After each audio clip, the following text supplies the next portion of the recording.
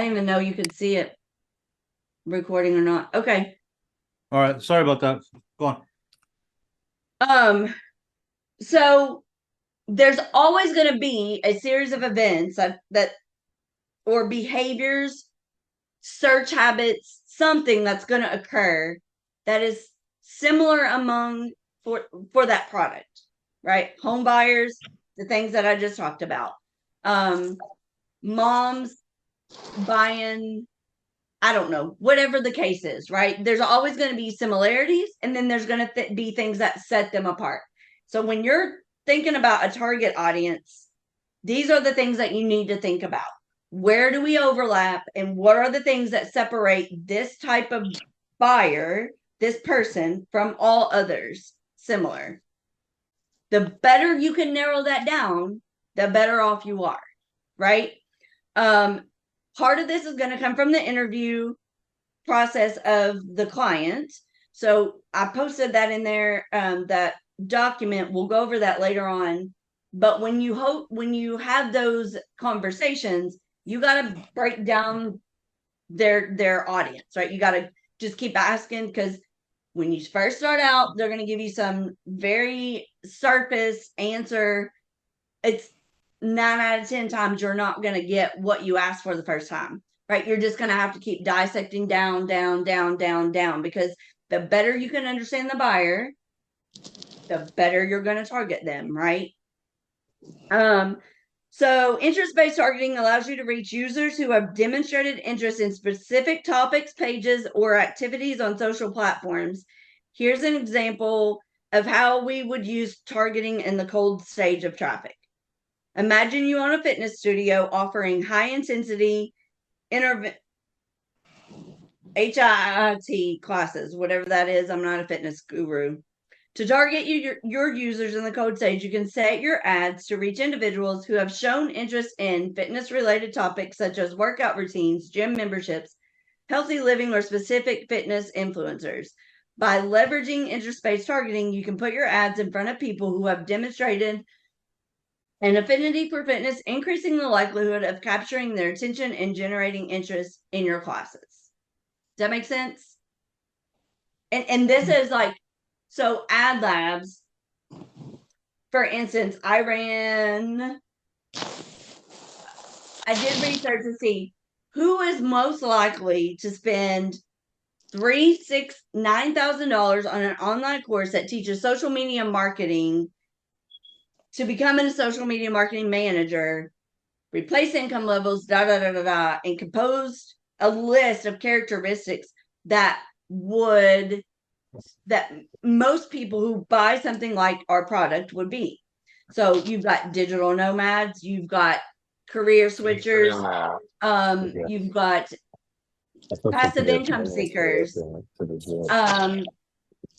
traditional marketers, because remember, we don't mesh well. And there's a couple other different things, but each one of those categorized, so aspiring entrepreneurs and passive income seekers, we don't target them the same way. They have some overlap, but they also differ, right?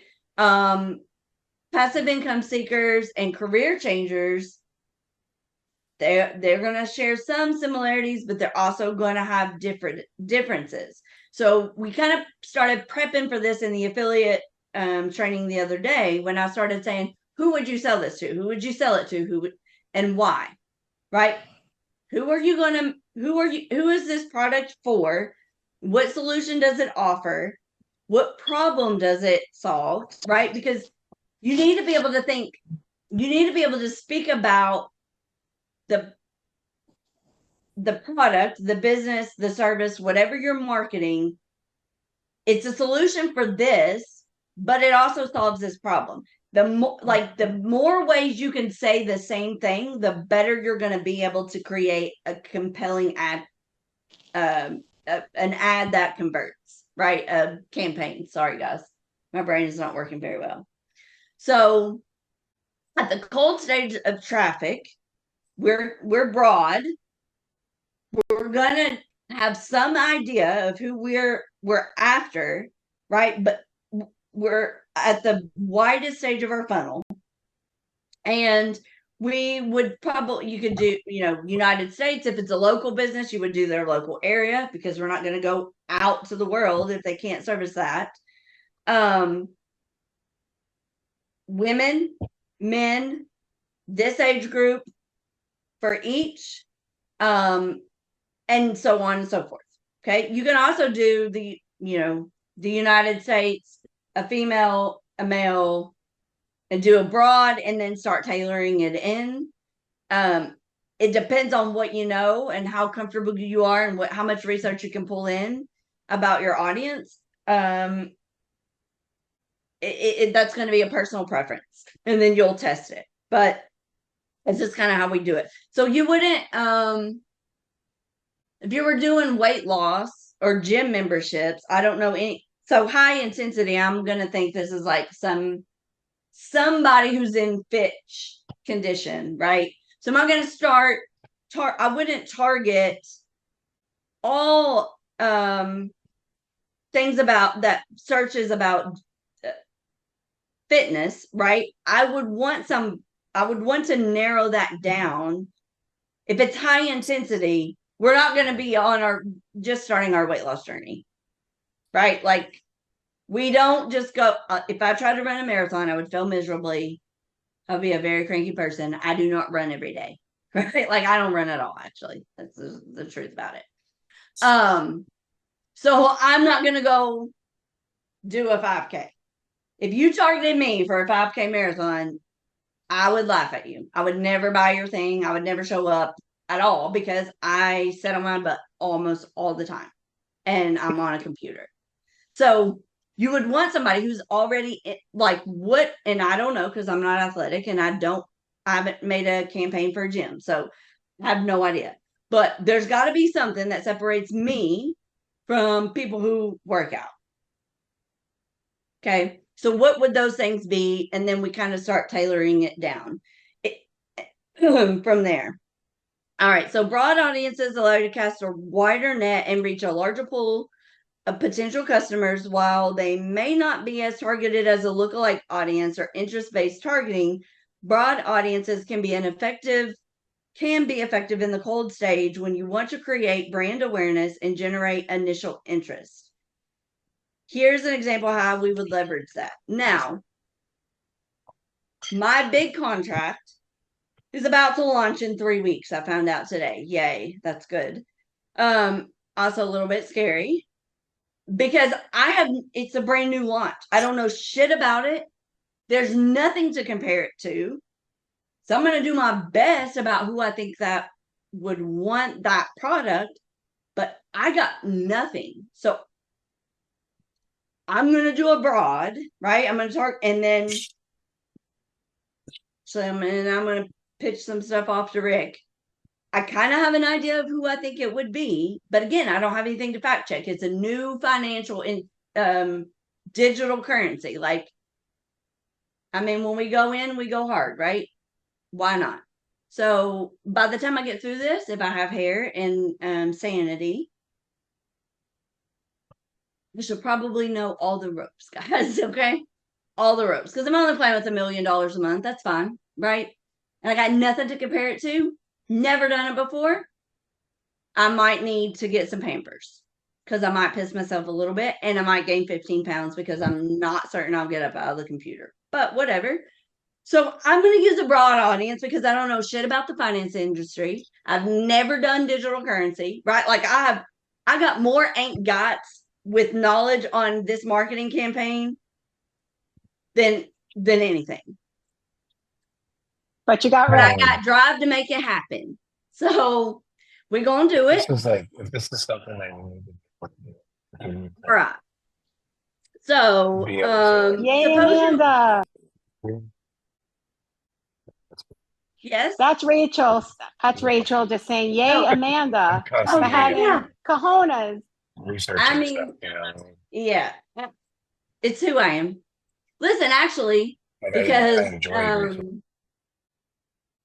it, just the way life works, actually, all of my accounts. So let me tell you something about ad management. Disclaimer. The bigger the account, the longer it takes. Okay. You're going to get an account. I got all of my accounts in March and April. None of them have launched yet. Right? We're going back and forth, back and forth, back and forth.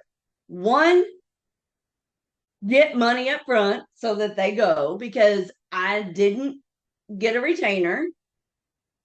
Novice mistake, right? Money equals action. So get your retainer up front. And the moment you think piss on them, they'll all three come. So everybody decided that July is their month and we're going to launch. It's fine. We'll do it. Right. So y'all are going to hear a lot of nonsense out of me. I'm certain of it. Because we're going to launch an online yoga studio. Don't know shit about yoga, not athletic. We're going to make it happen. Okay. We're going to launch an automated, we're going to take a gutter guy, put him online, and automate his everything just like a car, like we're building a car. Ever done that? Nope. Not a fucking clue, guys. I have no idea. Yep, we're going to make that happen this month too. And we're going to launch a new damn digital currency that's never existed in the world. And I'm going to teach you guys how to be marketers. It's fine. Absolutely fine. Welcome to Life with Amanda. Okay. We don't say no. We make shit happen. And, we don't lie about it. I may be crazy. So,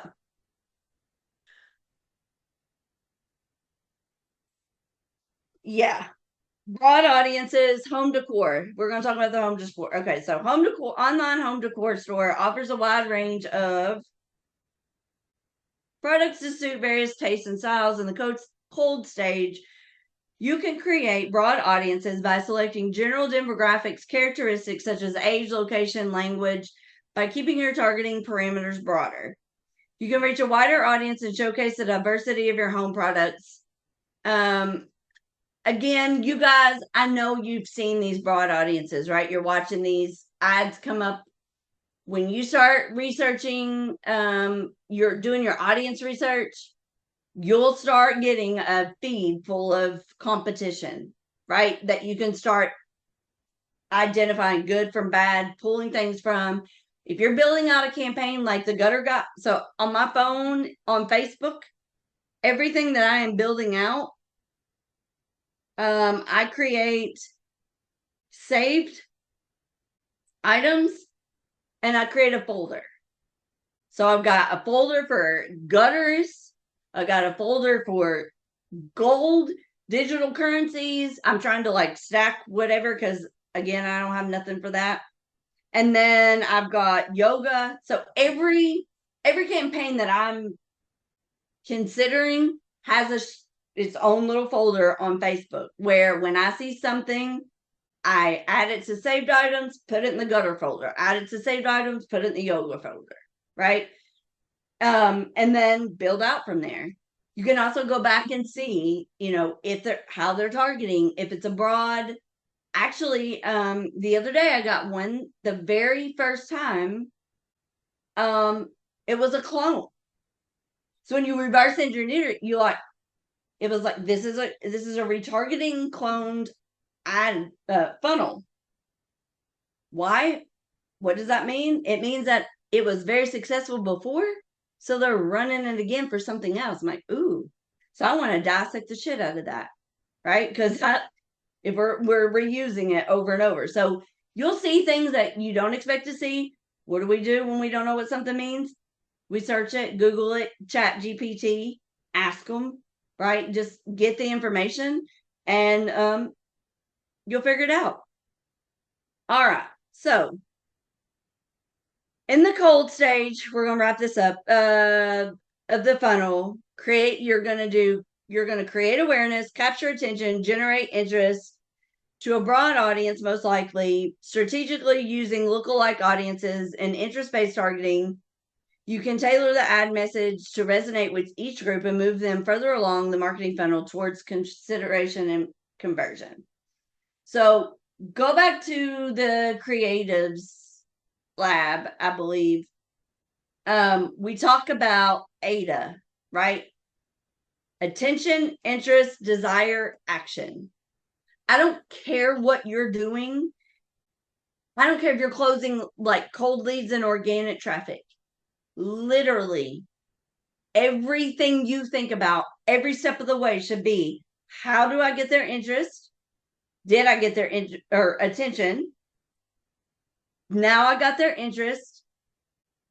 Tap into that desire and get them to take an action. Right? Like every step of the way.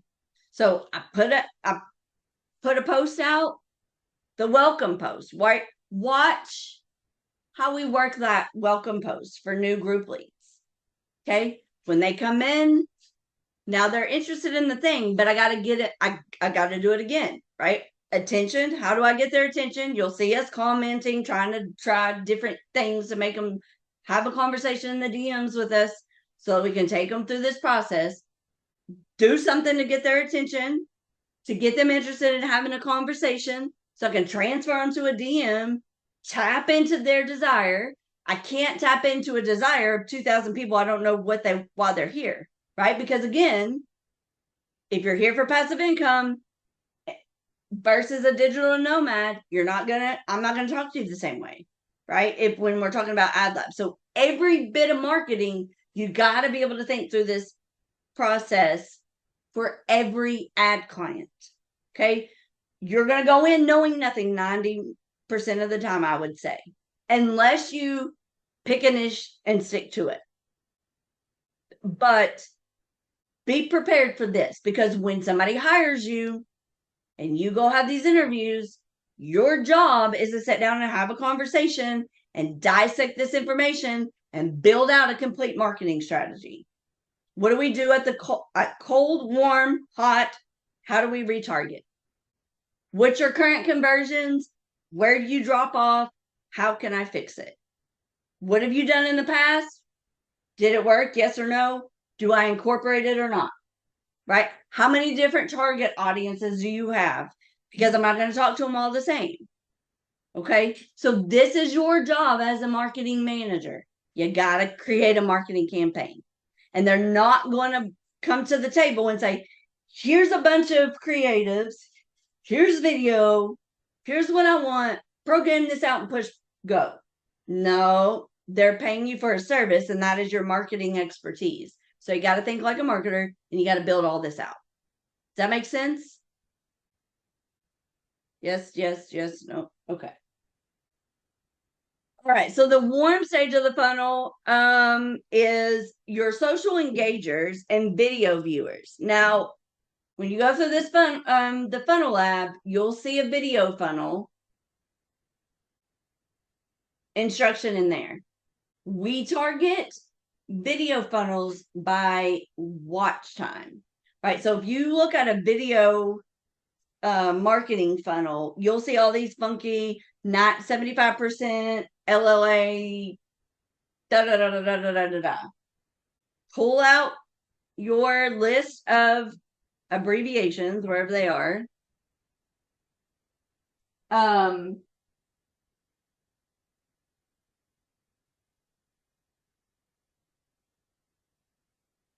get familiar with what the acronyms are, what they mean, and what things stand for, because this is how you're going to build out these funnels for videos. And video short form content, right, is huge right now. You're going to have to know how to do that. High ticket funnel and video funnel are not one and the same. We got to do them differently. So we're building different marketing strategies. And we're going to do it for different creatives, right?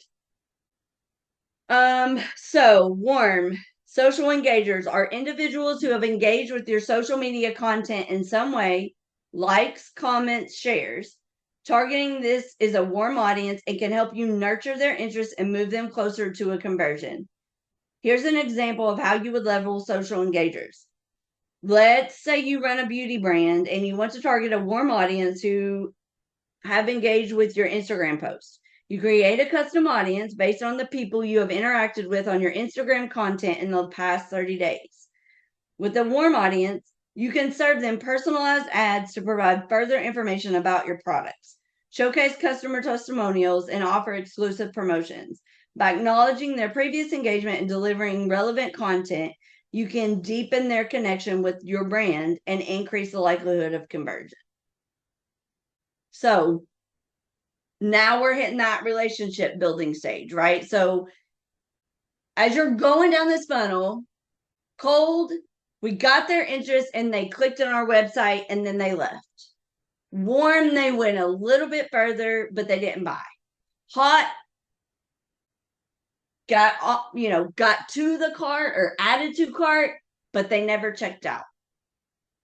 So we're watching throughout this process to find bottlenecks, right? Like good drop. What happened in this part of the sales process? So we're a funnel, we're looking at nobody, they know nothing, here I am, to they gave me money, right? And what does it take to convert a stranger? Okay, Rick uses this, and I'm going to go a little bit deeper into cold traffic and sex. Okay, is what we're going to use. You would not walk up to a complete stranger. Okay, let's say you're sitting in traffic at a stoplight. You would not get out of your car and go knock on somebody's window and hop in the back seat and have sex with them. I would hope not anyway. Right? Not going to be your best customer if that happens, typically, okay, for $1,000 product. So what would it take for you to spot somebody in traffic?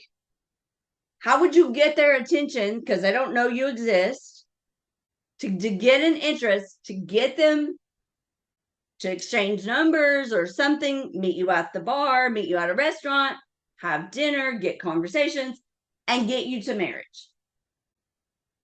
That's what we're doing here. That building a relationship. To hire the money, honk the horn and say, hi, Billy, stop it. You're going to get an STD, bum. It'll burn when you pee. Remember, I was an ER nurse, so I got that kind of sense of humor. Sorry. So that's what we're doing here. So they don't know we exist. Let's talk about a pain point. So my yoga lady does a pelvic floor series, or a series of yoga that treats pelvic floor pain for women. I'm not going to go say, take yoga for pelvic floor pain. I'm going to find the most gut-wrenching description that I can get in 5 words or less. And a woman doubled over, and I'm going to address that. I mean, I want her to see my image and feel the pain in her gut by the words that I use. And then I'm going to say, I got a fix for that. Learn more. And then she'll find out it's yoga. But you would never know it was yoga over here, right? I'm not even going to mention anything about it. But that's what we want to do at the cold stage. Nobody knows. Okay, so China, they don't know that here in Florida, Sarah's going to build an online yoga studio. But there's a woman over in China somewhere, I'm not good with geography, that's dying of pelvic floor pain. And we have a solution to that. So I got to and I don't even speak Chinese, right? So, but I don't have to if I know what I'm doing, because I can use the imagery, right? But these are the things we got to think about. Punch them in the gut. Don't tell them what your fix is. You got a problem, I got a solution. You got to take action to find out what it is. Does that make sense? Now, we're going to shift from our cold level of the funnel to our warm level of the funnel. So let's talk about use nerve pain here. So somebody who has diabetic neuropathy.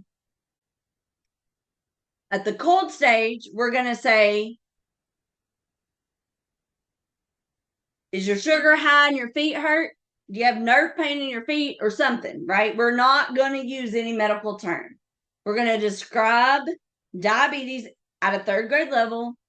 We're going to describe the pain and attach it to nerve pain because, I got the sugar and the nerves in my feet hurt, right? Or my feet burn or something. If anybody has any Southern family and diabetes and neuropathy, you know what I'm talking about.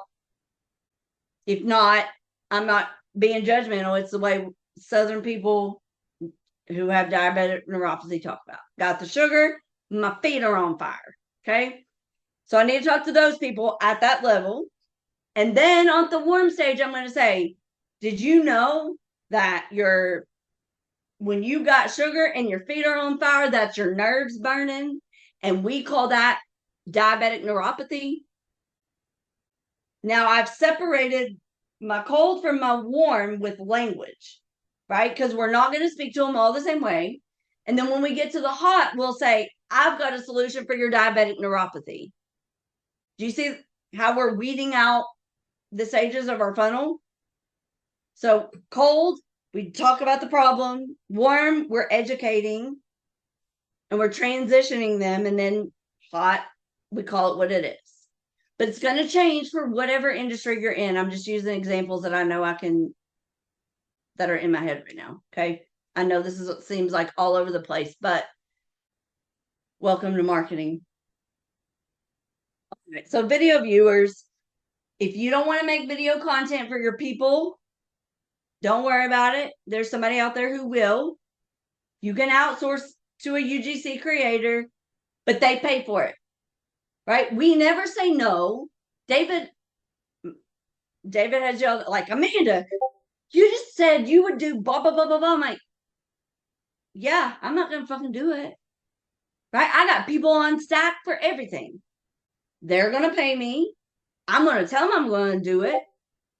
I'm going to see that it gets done. I'm not going to if I don't want to do it, I'm not going to do it. Right? Like a website. Can I do it? Yes. Timely? Nope. It's not, and definitely not now. I don't want to do it anymore. I don't. Some people on stack. So I build that into the package. They pay me up front. I outsource whatever it is I want to do. UGC content. I got David. I don't have to do it, but for my website, whoever, I'm going to get to do that. And then I pay them and I make sure it gets done correctly. Okay. Same thing with video content. Also, when we get through the course, we'll go through Canva and I'll show you how, or maybe I'll do it in the affiliate training, one or the other. LLA means lookalike audience, which is the pixel pulling in we're tracking our previous audiences. I'll show you how I make content for ads on Canva with Pro, and I don't record my face. Okay. So there's ways that you don't have to do it. But if they want, if it's something that requires somebody to talk about a script or whatever, outsource it to somebody. And pay attention now, who you like and who you don't like. Right? Watch what people are doing, watch who records content. And see. Get familiar with the creator marketplace on TikTok. There's UGC website or Facebook groups, or you can meet people. So if you're not a content creator, fine. You don't want to create it, fine. You got to address it when you can hire great people in the Philippines for $5 an hour. Shut your mouth. Well, there you go. $5 an hour. But get it on stacks. Because here's what you don't want to do. Have the conversation and look like, oh shit, what am I going to do? I don't make content. No. If they say, you need to go to different digital marketing agencies, social media marketing websites, review what people do, review what they offer, and prep yourself for what you want to do. Know what services you're going to offer and what services you're not. Because when you sit down with somebody, you have no idea where the damn conversation is going to go. Like my big contract. I thought we were talking insurance because he is the CEO of AmeriCare Health. I was not expecting him to detour to, I'm building a new digital currency and I want you to launch it and there's nothing else out there like it. Cool. Oh, like all kinds of shit. Nothing about it. Had no idea. But that's going to happen to you at some point. So be prepared for the unexpected. Be as prepared as you can and decide what you're going to do and what you're going to say no to. I choose not to say no to anything because I want as much money as I possibly can get. So that's me. That doesn't have to be you.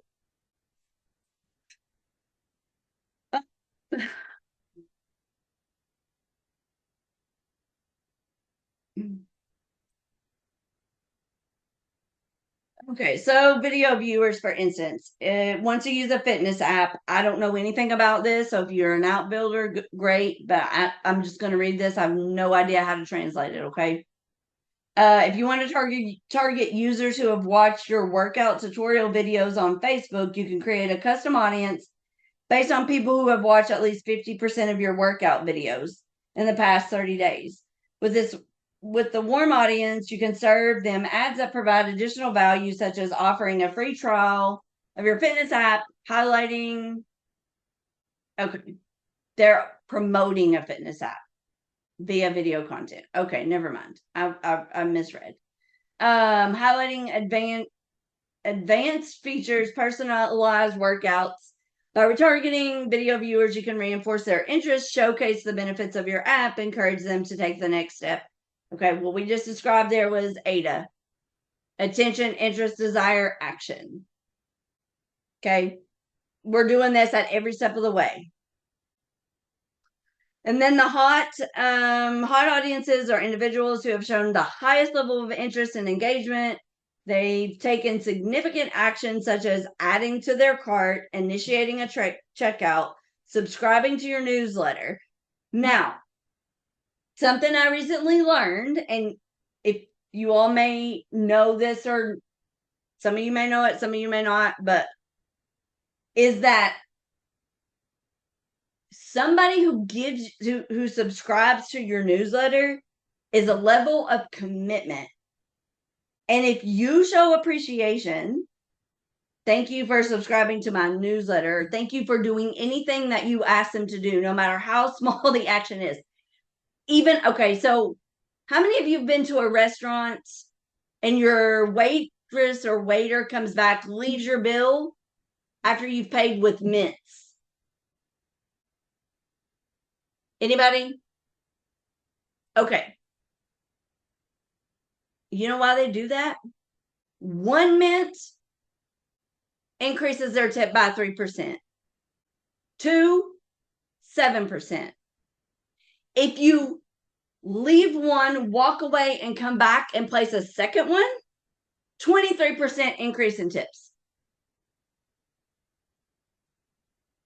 Giving, showing, like that's crazy, right? Who would have thought that affected human behavior like that? So that is the same as a lead magnet, right? That we start giving these free things away. You give them something, they're more likely to give you something. And if you give them a lead magnet and they subscribe to your newsletter and give you an email address, they're likely going to buy your thing. Okay. Also, have you ever been through a sales process where they make you put your credit card in for no money? Anybody? Like $0, but you got to put your credit card in to progress? Okay. The act of putting in your credit card information is one of the largest determinants of whether or not you're going to purchase. Because a person who can, for $0, go through the action of taking out and typing in that credit card number online for $0 is more than likely going to do it for 5,000. That's why they do that. Just to see if you're going to put your credit card number in. Because now you're targeted differently. You are classified as a buyer, even though you not gave them any money. You're going to buy something at some point in the near future. Isn't that crazy? So all of these little things matter. But we give because think about going out to lunch with your friend and they buy your lunch. You get it may be your best friend, maybe your mom, it may be your grandma, maybe whoever. But you get a weird feeling inside, right? You're like, oh my God, like somebody I could have paid for myself, like whatever. Now next time I'm gonna buy you something. Even at work, like as a travel nurse, people would buy me coffee or something. I didn't know them. I was like, oh my God, let me give you some money for it or something. They wouldn't take it. But it makes you feel kind of strange inside. Makes you like feel indebted to them, even though it's like $2, right? So if you give somebody something online for free, they feel like subconsciously they got to give you something back. They're going to buy something. And if you give more value, they'll buy something of higher value. And it sounds kind of like manipulative, but it's human behavior. It's a psychology behind human behavior. So every interaction you have with people, think about what happened and what triggered here, especially if it's a sales process, right? I don't care if it's Burger King or the gas station, what's good, what's bad. If you walked away from some kind of sales interaction and you felt good, go back and study. Go back and like try to figure out what happened, because those are my brain just went blank. The term something biases my brain just went. It's human behavior, right? It's like principles of human behavior. Give something, they're going to feel indebted and they're going to give you something back. They're going to, but it's also going to build a level of comfort. But really, I mean, think about it. 2 mints, 23% tip increase. That's why they spend $5 on mints, because it's going to increase their tips. So pay attention to all of those little bitty things and how they interact, how they trigger you to do something else, right? You can't control it 90% of the time. Like, even if you're aware that it's happening, it's still going to work on you, which is crazy. But figure out what it is and incorporate it in your marketing strategy. All right. So retargeting, again, we're at the bottom of that funnel. You got all the way through the process, but you didn't give me money. Why?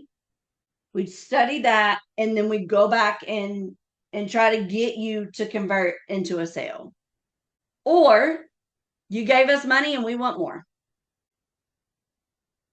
Right? It's all about getting money at the end. I mean, that's what we're trying to do here. We're trying to get people to give us money. So I don't know you. I'm on social. You need a thing. Facebook is going to show you in the news feed. Now we know that each other exists, right? I just knocked on your window in traffic. Hey, I'm over here.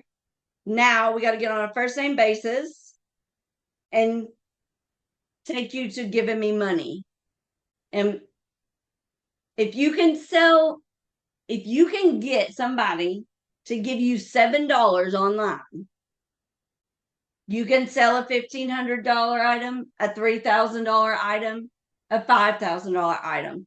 Getting somebody to give you money online, and no matter how big or small, if you can do it for the little amount, you can do it for the big amount. If you can't get $7 out of somebody, you're not going to get 6 or 3 or 1,500 right? So if you've tried here, step yourself back and get comfortable. More than likely, you're asking people to give you money, and you're just like, this is awkward. I'm asking a complete stranger to trust me with $3,000, $5,000, $6,000, and it's probably something in your presentation, right? Because it's uncomfortable. So back step, and then if you can't get 7, go to the damn free lead magnet. Get somebody to opt in to download your free thing. Now you've got somebody to take action, right? And figure out your strengths, and then you build yourself back up. Does that make sense? Everyone? Yes. Okay. So, creatives. Probably what I'm going to do is print this out and upload it for you guys. So I pulled creative examples of things that you could do at each level of the funnel. So like blog posts, infographics, videos that explain, explainer videos, like storytelling, capturing attention at the top of the funnel. It kind of explains how you would use those for the free ebooks, checklists and guides, quizzes and assessments, short form content, static ads, carousel ads. I went through Rick's content, funnel stage and creative type and content types, and had it generate examples of how we would use that. So for like the carousel ad at the top of the funnel, which is our cold traffic, the wide part, a furniture retailer showcases a carousel of images featuring different room settings, demonstrating how their furniture can transform a living space, with each image linking to a specific product page for easy exploration.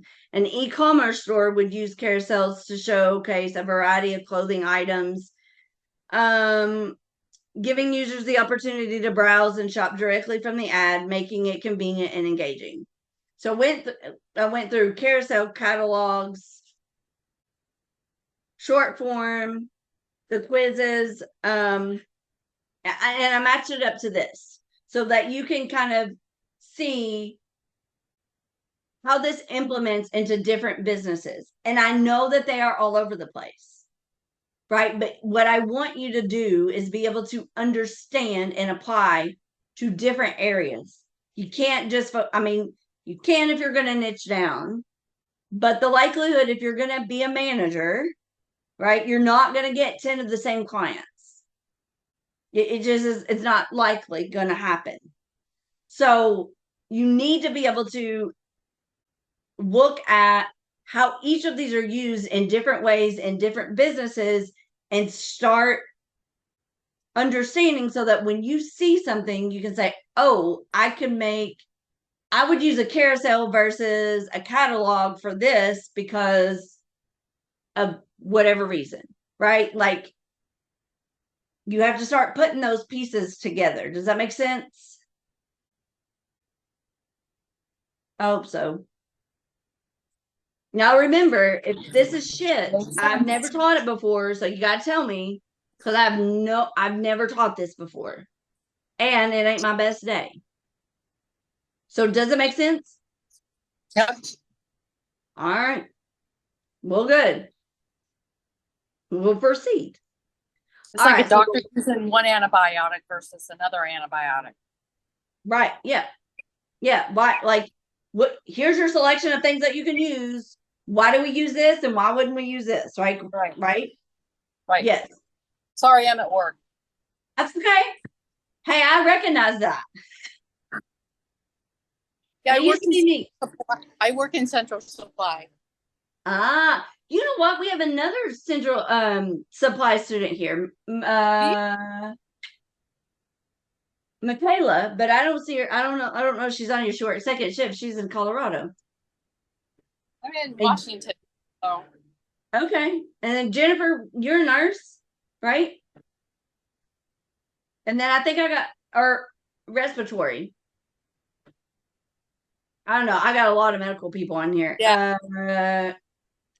Stuart is Yeah, I'm a school nurse. oh yeah, he's an ER nurse. Yep. I did cardiology and now I'm a school nurse. Yeah, screw that. I thought I wanted to do that. And then I walked in on a day to pick up Mason and 30 kids had puked and I was like, yep, nope. Nope, screw it. Not happening. Ugh. All right. So warm middle of the funnel. Again, I went through this funnel stage, creative types and content types, created examples. I'm not going to read them all to you. I'll upload this after I sleep so that you can read it. And then if you have questions, you can ask me. Does that sound okay? Amanda, I have a What? question. It's Rachel. Hi, Yeah. can you hear me?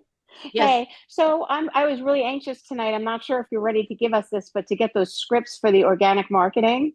I have the scripts. Where's Amit? Is he gone? Nope, he's right there. Amit, are I'm you paying here? attention, Amanda. I'm paying attention. So I have the scripts. I don't have how the challenge is going to be set up. Okay. Okay. What I'm thinking is that I give you guys scripts for video content and then like 2 written posts. We do like a 5-day traffic challenge and there'll be some kind of reward at the end. What that reward is, I don't know yet. That's the reason why you haven't gotten them. But do you all see this shit that I have everywhere? Like I literally have stuff everywhere. My dining room table, my living room table, I have stuff everywhere. So I've got your script, sis. I just don't have the prize. I don't know what we're doing at the end. That's okay, but I'd like to look at them prior to us even going into the traffic challenge so that if that's okay, when you get a chance, and just let us know how you'll get it to us. I'm I'm going to just upload interested it in to the see it. affiliate group, Okay, cool. like a document. Awesome. All right. So yes, so I'll give you that. You can read over the examples. If there's something that you like, listen, guys, get used to Chat GPT. Utilize Chat GPT. Go play. Go ask it different questions. Right? All of this stuff is me going in there and asking Chat GPT in different ways. Right? Like, so your mock funnels or your mock interviews and case studies. So you want to go pitch a hair salon, go to AI. Generate me a mock case study on whatever. Don't know what the whatever is? Guess what? You want to know what I did? I went to 3 different digital marketing websites, social media marketing, and I went to their case study section and I read some of them. And I'm like, okay, this is what I want. Like, these are the language that I need to use for my prompt. And then I put it in there and I started generating mock case studies. And then I had some idea of, what these smart measurable goals are for this specific business. The gutter guy. I literally went and pulled a bunch of different case studies that were like mock case studies. They were nobody else's business, right? Like they were fake case studies, but they were examples. And then I pulled up information from passive marketing, traditional marketing. I started pulling in all that data, pulled in these fake case studies. And then I laid it all. Jory was here when I did this. Laid it all out on my table. And then I started reading it. And I started putting all the pieces together. Oh, this is what this. Ooh, I like this. I like this. I like this. And then I wrote it down on a piece of paper, and it came out to some. I mean, it came out correctly. But that's how you're gonna have to be resourceful. There is no one shoe fits all for everybody, every business. So you got to find out, what data do I need? What kind of proposal? So if you're going to an existing business like a restaurant, right? What does their measurable goals look like? What would an example be? I'll even do this, right? What is so put in my zip code? Put in my zip code. What is the average return on ad spend? The amount of revenue per dollar spent for this business in this area for whatever, right? Be as specific as you can, and it'll tell you. And then I'll ask it in the same thing in multiple different ways. I'll ask multiple different AIs. Typically, you're going to get a result that's 3 to 5. Sometimes it'll be a 1 to 1. Sometimes it'll be higher. But at least you'll get some kind of idea. So you can say, listen, in an average of 3 months, if I apply this strategy, because you're like, I can do better here. This is how I expect in 3 months that you would have a 20% return increase in revenue from this, right? You got to be able to speak that language if you're going to go pitch something. And if you're going to go pitch something you don't know, pull in a bunch of dummy studies. Write down things you think that are important. Fact check it in other places. Go look at digital websites that have case studies out. Read them. See what to expect. Right? Like there's a marketing agency that's like 200 miles from me, the tip of Florida. So not quite my competition if it's local, right? They're a little bit far away, but maybe. But I'm going to read those kind of case studies and then read California, because it's all going to vary, but there's going to be similarities too. So you just got to find what's appropriate and then use Chat GPT, play with the prompts. I don't have the prompts for that. I just ask it different questions until I get the answer that I want. And then I started saving it. But I save the result typically in the beginning, not the prompt. Now I'm trying to build out prompts so I can share those with you guys too. But I do have the document, so I'll start uploading these rather.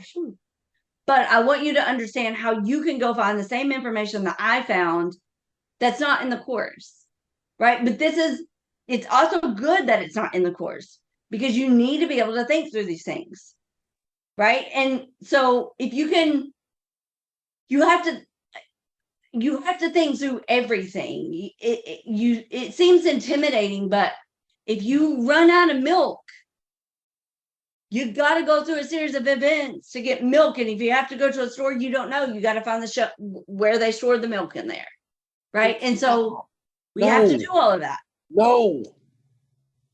Yes, you do. Who am I talking to? I don't even know. iPhone 3. Yeah. I don't know who it is. It didn't matter. I'm just playing. So anyway, think about that. Like literally, what series of events is all we're doing? Okay. Same thing with Chat GPT. Ask questions. The best marketers ask questions. Why, how, what, explain, show. And then if you get something, switch the language up and see what type of result and fact check it. Get comfortable.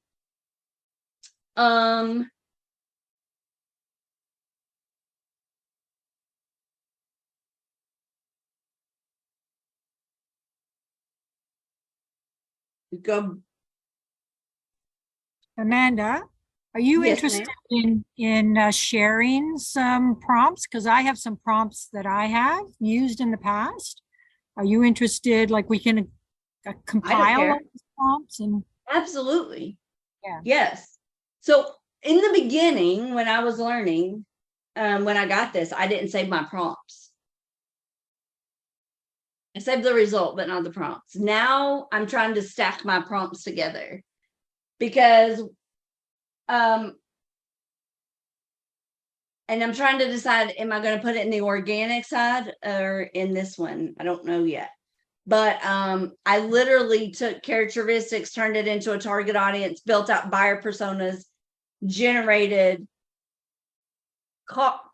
content per stage of my funnel, content for a month, for a male, for a female. I did some pretty gnarly things. I was quite proud of myself, to be matter of fact.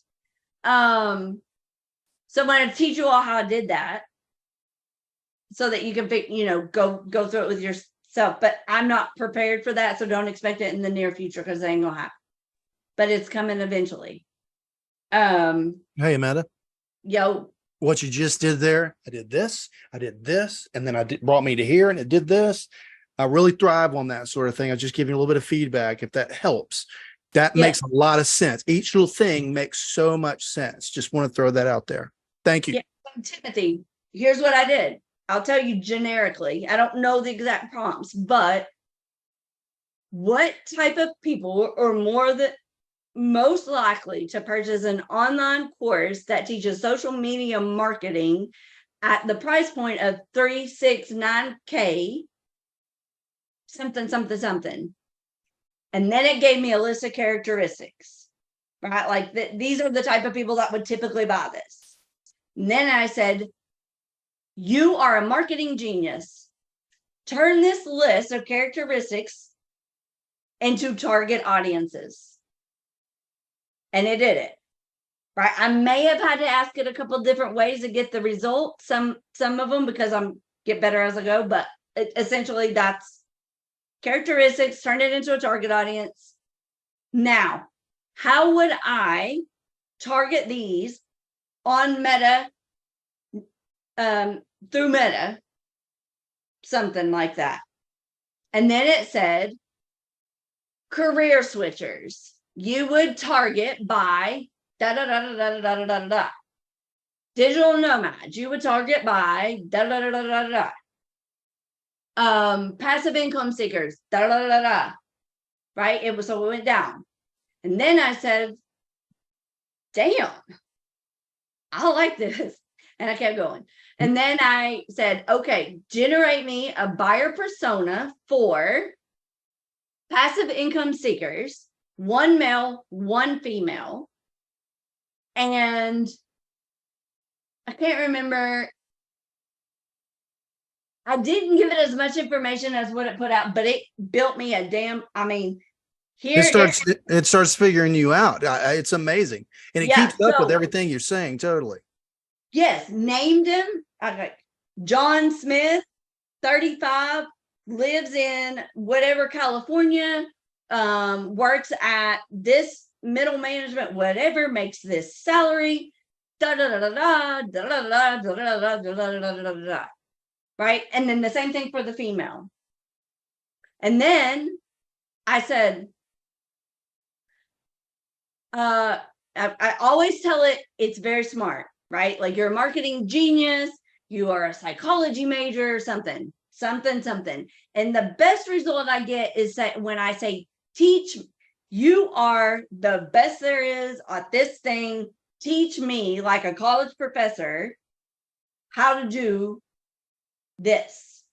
That's the result that I usually get the best from, or I get the best result from. But sometimes you just got to play with. So then I told it, okay, I taught it about my product. I went through adlabs because, again, I'm a data sucking nerd, right? And I pulled out the highlights of this course, kind of what I did in that presentation, right? And I said, this is my online training course. It's adlabs, the science of social ads. This is what we teach. This is the benefits. Here is lab 1, boom, 2, boom, 3, boom, boom, boom, all the way down through the lab 11. Generate me a sales copy. Put it out. Then I said, here's my packaging. I use that a little bit as well, but it doesn't work with what I'm doing. It will give you some generic content ideas, but that AI, PRM, whatever. So then I put in and I say regenerate my sales copy and incorporate my package. Right. And then it does it. And then I tell it to generate me content for my female buyer, 2 pieces of content for every stage, top, middle, bottom, retargeting of my marketing funnel for whatever. And then it gives me information, right? And then I say, give me 15 Facebook posts at this amount of words, include SEO, da da da da. Give me this. It gives me stuff. Right? Like, I mean, then I just keep building off of that, building off of that, building off of it, building off of it till I get what I want. And that worked out extremely well. So then I went back and said, career switchers. I wanted it to generate me before, right? But it gave me some bullshit. I don't know. It wasn't healthcare. But I worked it out. And then I went back and said, okay, I am a career switcher, burnout in healthcare. It gave me one for a nurse and one for a respiratory therapist. And it fucking nailed it. I was like, right. It was great. Pain points, challenges, objections, typical, if they're going to be comfortable buying online, like it's remarkable. It is very, very useful to understand this process, right? Like, and so what I recommend is that you do something similar to what I just told you, and you build that out for each one of your little characteristics and get an understanding of how you pull this information on anything, right? Because once you can do it once and get that initial data, and then you can then manipulate that into whatever you want, right? Home buyers, like the gutter people. You've got 3 different target. New home buyers, move up buyers, active adults. That's the new word for senior citizens. And it will pull in your income brackets and all that stuff. And then you can break that out and just keep breaking it down and see what you get every time. And it's great. And then generate a fake case study, a mock case study, generate a mock interview. I'm walking into a client, a salon who is the owner is 58 years old, uncomfortable with social media, doesn't understand organic versus targeting. I need to convince her to hire me as a media manager. I've never done this, but this is what I would do. This is how I would start something. You are a marketing genius and you appreciate active adults and their fears of social media. Help me pitch my service to this person. See what it gives you. If it sounds right, great, move forward. If it don't, go back and try again. Does that make sense?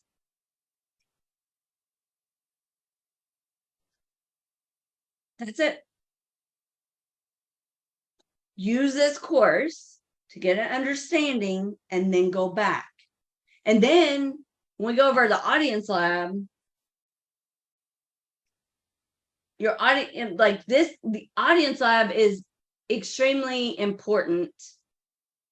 I spent a ton of time in ads library. checking different things, going back. Even though Rick says don't use the inactive ads, I did, because what I realized is that you could get an idea of cost per result for ad spend.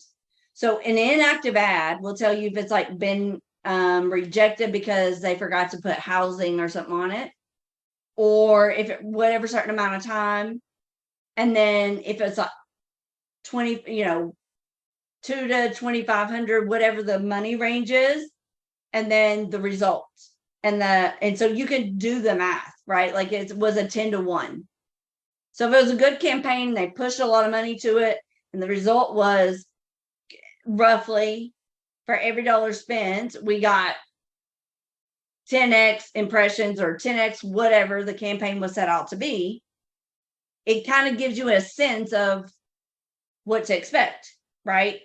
You can't do it with active campaigns, but that's how I use it. And then I went and used it to, assess ad creatives and ad copy, and just played with it, because that is a massive tool. So I would like for you guys to go play with that. Audience, library. Sorry, my ADD is out of control at this moment. I just got distracted by my own damn computer screen. Is that Go in to- Meta? Is what you're talking about? Is that in Meta? That's where we're going to search that from? So he puts it in his, I think it's just at like facebook.com business ads library or something. Yeah. It's easy to find. I've got some simple questions too before we drop off when it gets to that, because that is where I think Billy was having these great numbers yesterday. I saw when he posted, and I was like, well, right, I'm having similar numbers, but I think I'm putting some stuff in wrong. And now you're starting to hit on that. Granted, that's our next thing, so maybe that can wait till then. But yeah, I was seeing what you were saying. Pardon me. I'm sorry. I'm thinking. No, Sorry. no, it's fine. Listen, so when I went through this course, I applied as I went through. I did not do everything. I didn't go through it all the first time before I started applying things. I did a lab and I applied what was in that, knowing that it wasn't 100% correct, to see what happened, right? I picked out money I knew I could waste at that time. I didn't have a lot, right? But I knew that I could spend 30 or 60 bucks a month and never miss it, right? I'm going to piss that away for something. Doesn't matter. So how many different ways can I group together that amount of money? And then, so if I'm doing 60, I can do $6 times 10 days, or I can do $10 times 6 days, right? And I can because here's the thing is that typically, whatever your result is at a lower amount of money, it's going to be that consistent as you add money to it. So I would run, like when I first started running ads incorrectly, before I had adlabs, I ran $1 a day and let it run for 30 days. And then I started playing with the money. I wasn't targeting right. I wasn't picking my campaign optimization correctly. Yeah, that's totally where I'm at right now. You can still see like how things change when you push more money to something. Oh right? yeah, So totally. that's what I did. When I ran a lead gen campaign, I knew I was running it to find out where I was going to fuck up, because I knew I wasn't prepared. Yeah, And I did. I'm the same way. I've put money down, and then the next day I got to add more to it because it just I didn't click the right thing, and it just sucked the money. I got some great impressions. I get a lot of numbers. I remember that first day I was texting you and David. Wow, look at all these clicks. And as time went by, I learned that clicks don't always mean money. That's right. I gotta figure that part out, because this $1 a day does not make sense to me, because I don't see how anything's gonna be seen anywhere by doing one a day. So the only reason I use $1 or $2 a day is just to play around and know that it's a waste. If Yeah. I get a result, great. But it's not to get conversions, it's to get education. It is literally play money, right? To see how things work in meta. Like, how do if I program this and I do different things? Now, I've ran higher budget campaigns but when I started increasing my budget, I would take a percentage of affiliate commissions, right? And then apply it to something, right? Yeah. And so I increase it over time. But when you pull somebody else's account, you're going to have more money to play with. But my Yeah. thing was, I need to appreciate how these things work together. And if I don't do this or I do this, right? Because I set all my shit up wrong. My campaign structure, because I didn't go that far, right? I just started plugging shit in as I learned it. And I set it all up wrong. Yeah. But then I realized, well, we set it up right. Right? Like, now I appreciate my mistakes. So I'm doing this to find my failures before I get a bunch of freaking money that doesn't belong to me. And even though I know I got people on tap that I can ask, Yeah. I also know that a plane could crash without me knowing it, right? So I am that person that I don't put all my eggs in one basket. I need to know where my holes are and have a plan of action if the worst case scenario happens and I'm like, holy shit, what do I do now? Yeah, I'm same way. So I just mess around with the intent to fail. Guess what? Makes me better. I love failure. Well, I have to It's admit, what I after a couple of weeks, I still don't feel like I know any more than I did day one. But I mean, I'm getting these numbers and I'm like, wow, these numbers are pretty phenomenal, but nobody wants to buy in. So it seems like it's going in front of the wrong crowd. So that's where I'm at with that.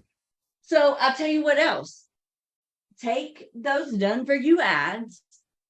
If you know, look at them. If you know somebody in a business on a personal level, those are plug and play ready. Get somebody to give you $100 a month and don't charge them any service fee. Spend their money. If they can give you more, let them give you more, but don't charge them, right? Give them zero expectation. Take their money, the ad copy, and watch it run. Just watch it run. If somebody's interested and they can't afford me, I don't care. Because now I get more money to play with no expectation. Right? I'm like, literally, all I'm trying to do is increase brand awareness. This is what I tell them. So you don't have to pay me. We will scale my services as we scale your revenue. Give me whatever you can give me, but I need a minimum of $100 a month for ad spend that you will, $25 a week. Typically, they're going to give you more. Set everything up. And then we're going to run this simple campaign for 30 days. I'm not going to talk to you. I'm not going to optimize it. 30 days we meet again. And then we'll see if you got more money to spend in ads. And as your money goes up and you can afford to pay me, I'll add services on. Right? So I look like I'm doing them a favor, but really they're doing me a bigger favor. Because they're giving me money to play with no expectation in return. Does that make sense? Yeah. And your ad copy is good. Rick made it. Right? Go look at so if it's a chiropractic office or a whatever is in that done for you, it's in my blue folder somewhere. So look at something local. Go look at ads that are running in that market. Create something similar. If you can see 10 ads that's been running 60 days or longer and they all have that same comment, like a common appearance, and they will, good. They're running a long time because they're converting. Right? And if there's multiples, then that means it's really converting. If you got one that looks shitty, but it's been running a long time and it stands out among the rest, they're trying to throw you off. Don't pay attention to that. But then, so create something similar to that. Go to Canva. So what do I do in those situations? I go to Canva, I go to templates. I find something similar to what I want and I start editing it. I don't start from scratch. I go to a template that mimics what I saw in ads library. And then I start altering the template. Most of the time it works out okay. Sometimes I'm like, oh God, this is shit. Stop and move on to something else. That's the easiest way. The people who have traveled to my house to learn how to use, like John Butch and Dory knows more about Canva than I do. I can't remember somebody else. David. Anyway, that's what I taught them. Boom, just like that. Like you identify what you see that's converting well on Ads Library, go to Canva, search for something like if it's for templates that look similar. And sometimes it, like if it's a chiropractic office, it might not be on Canva chiropractic, but you know, find something that looks similar and then start changing things out. Insert a different type of picture. Right? If it's a video, insert a different video. All those construction videos, I put them from Canva, free. And then I created an extended video of a bunch of different contractors doing different things that I fed into a template and put all together, and it turned out okay. I'm not a graphic designer at all. But you don't want something very busy. But that's what to do to simplify things. But the real estate ads that I did, they all started from a template. Oh, Richard, that was Richard. We posted those in the group. But so I found a template that I really liked. Who are we talking to? Okay, people from New York, elderly people who are going to be moving to Florida to retire. What do those guys do? They ride around in golf carts and they like the beach. Find a papaw with a kid in a golf cart, put them on the beach, put a thing over top of it, change the language, boom, done. Holy shit. Now I got a real estate ad. I don't even know what it started out as, right? That's all I did. That's it. You work with what you got, right? Start with something and then build off of it. And if it starts to turn to shit, toss it and do something else. You will eventually, the more shitty things you produce, the less shitty they get. And then eventually one day you're like, damn, I'm teaching people something. That's it. So I'll upload this for you to review. Pay attention, go find these in here and look at this, read it.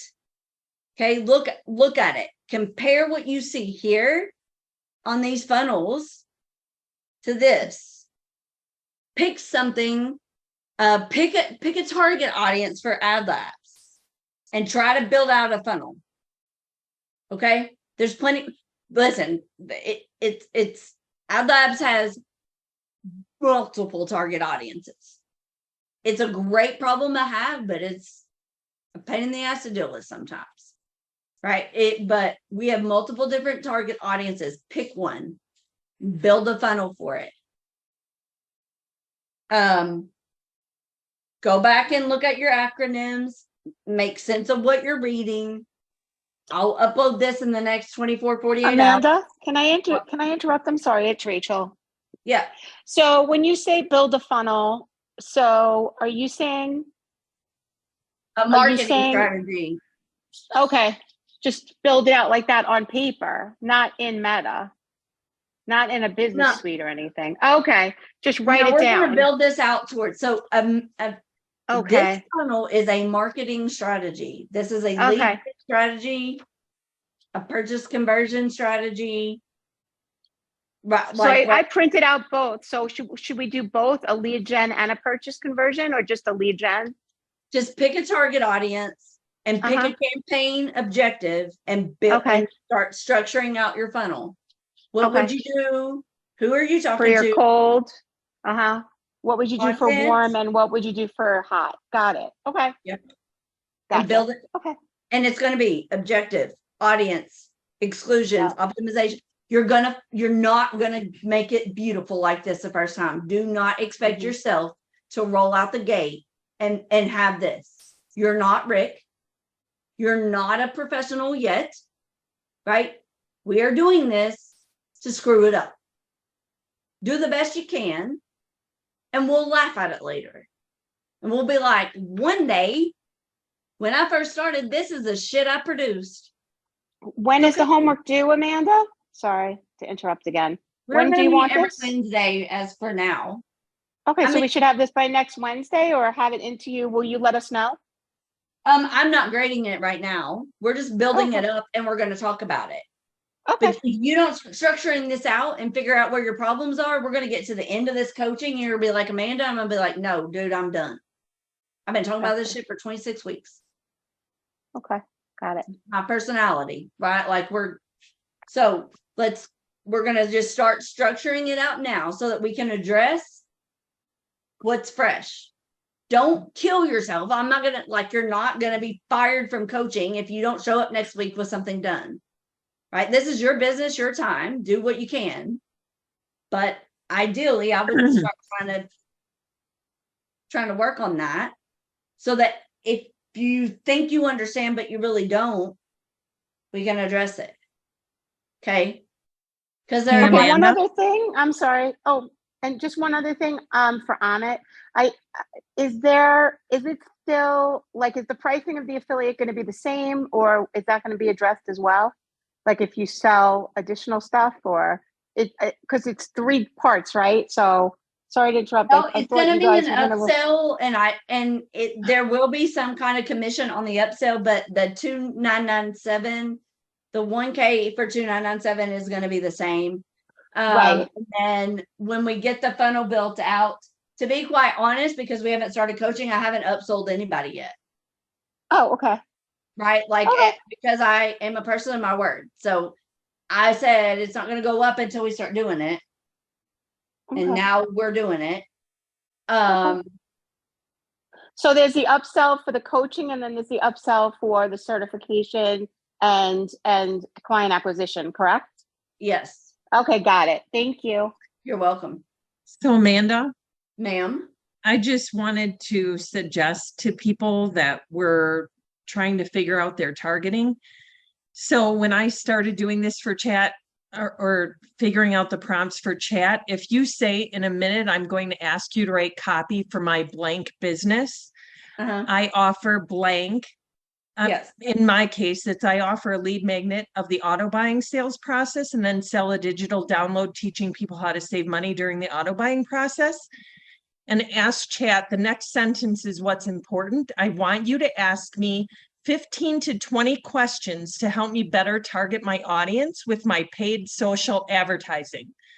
And then it will literally write out 20 questions that if you want to figure out your targeting, these are the questions you have to ask yourself. Mm-hmm. Very good. So that one sentence, literally, I want you to ask me 15 to 20 questions to help me better target my audience with my paid social advertising. And chat says, certainly, to help you better target your audience with your paid social advertising for your digital product business, here are 15 to 20 questions. And then it asks you, who's your ideal target audience for auto buying sales process lead magnet? Describe there, this. I mean, it goes on and on. What are the primary pain points or challenges when faced with buying a car? What are the key benefits or outcomes that your target audience can expect? What are the specific features? I mean, it goes on and on, very specific to what I told it and asked it. So yes. And that is, so when I build something out that's extensive, because it will not hold, I've tried to say, keep in mind, remember my adlabs course, right? But it doesn't. And it probably can somehow, but it's beyond what I know at this point.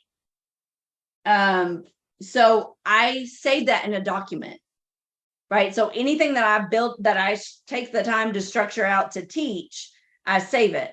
So when I get ready to pitch adlabs again, I go back.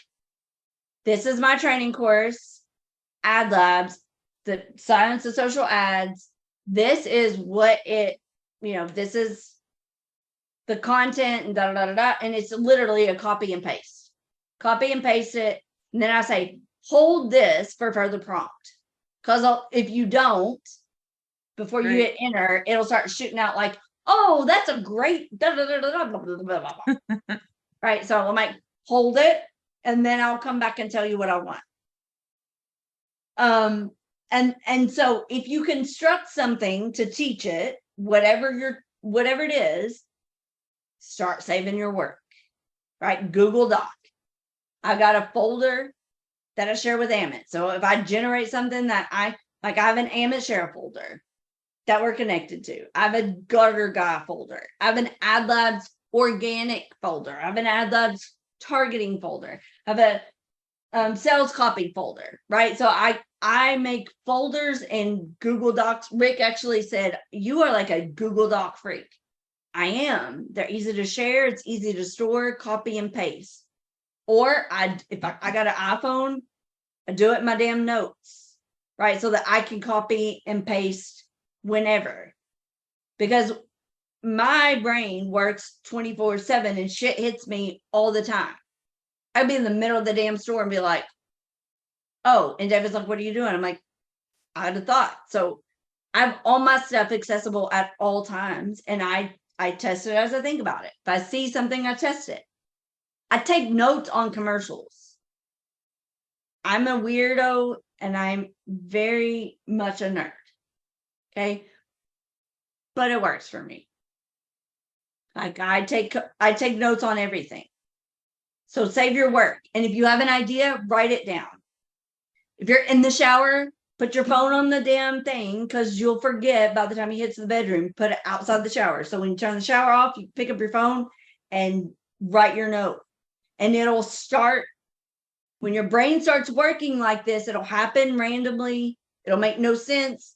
But if you start, whatever your process is, filing this information and saving it and reviewing it, you will eventually put together your process. Rose, you're a marketing professional, correct?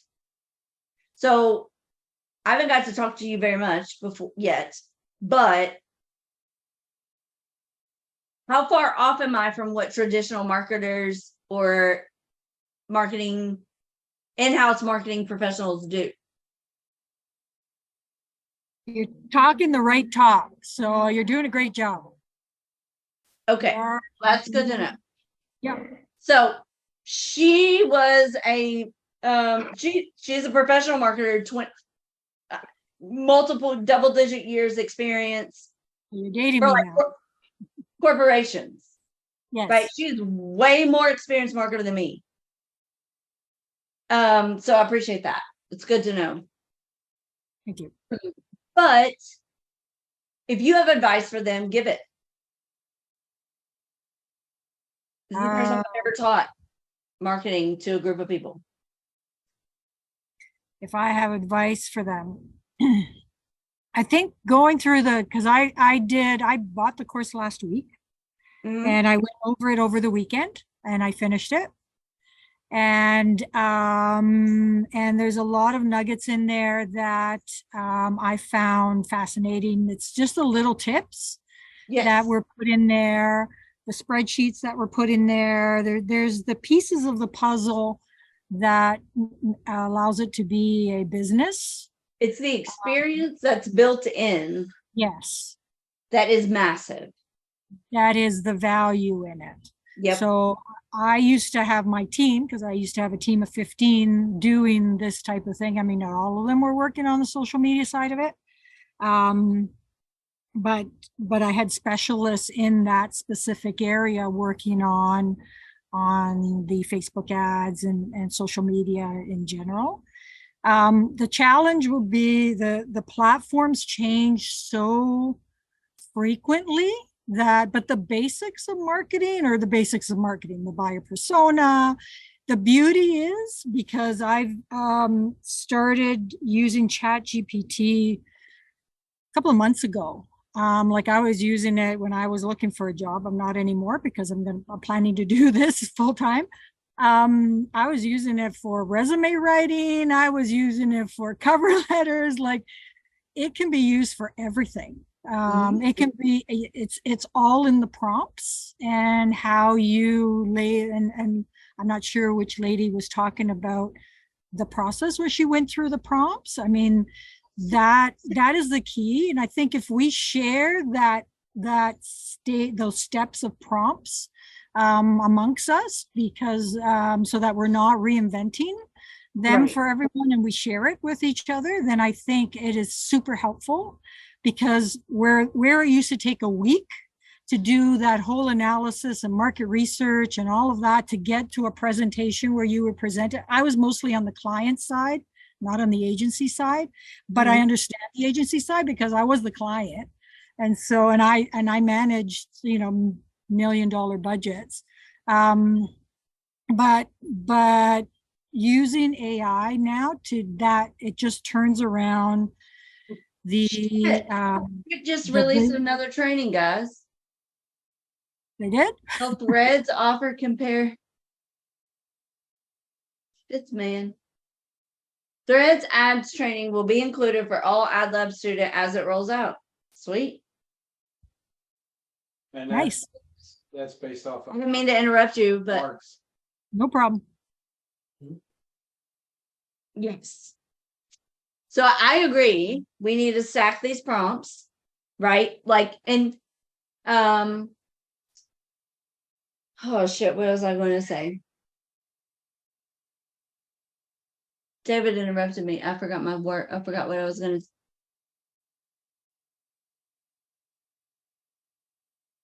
Did you do client interviews?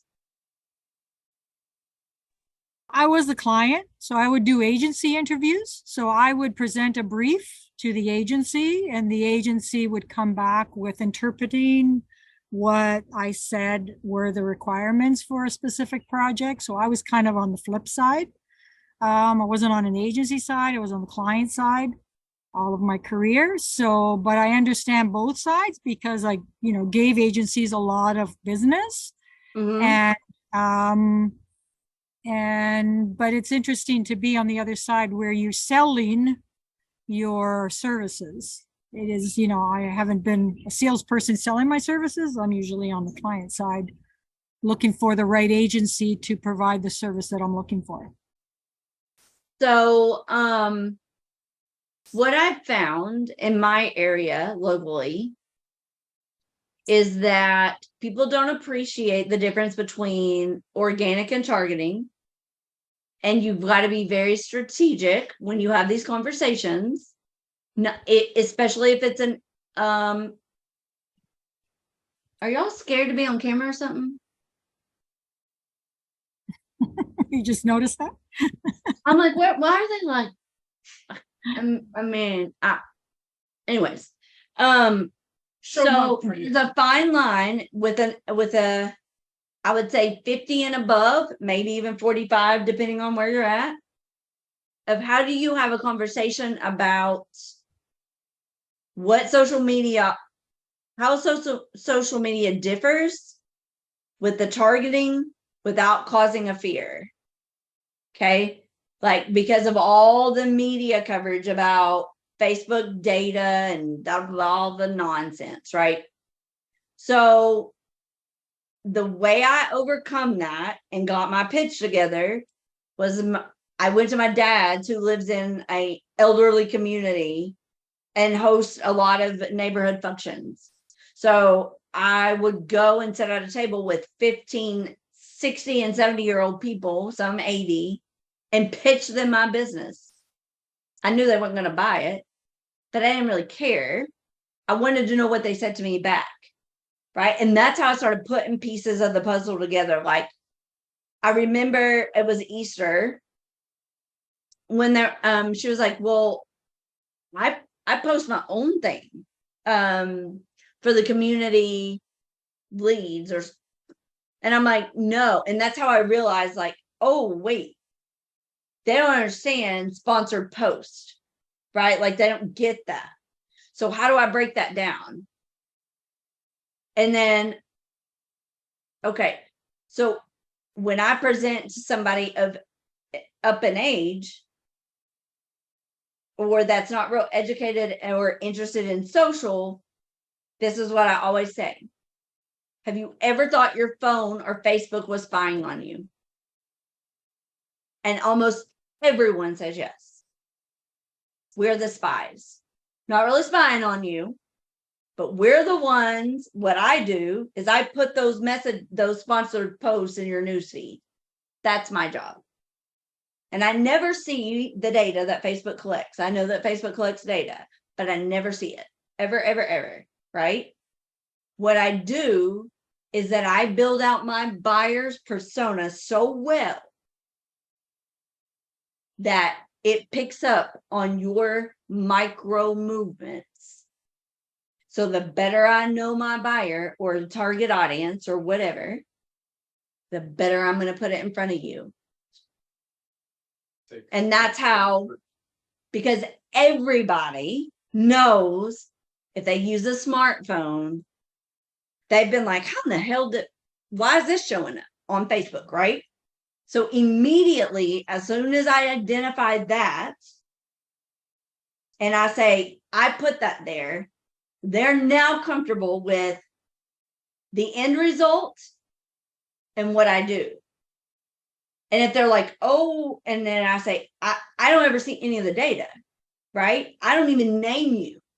I just plug in the ideal client and predict certain things.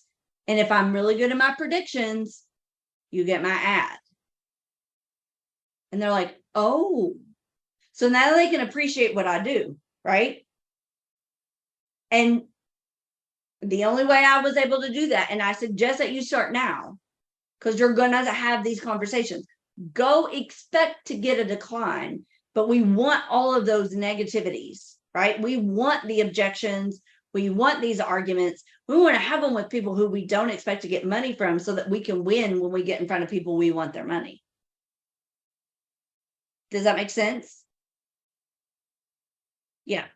And so when one thing that I've learned about social targeting is that digital marketing and digital marketers and SEO experts Rick to do their social media advertising because they don't overlap. It's very specific skill set, which is good for us, right? And there's a whole lot of competition out there right now because there's not a lot of people who can do it correctly, right?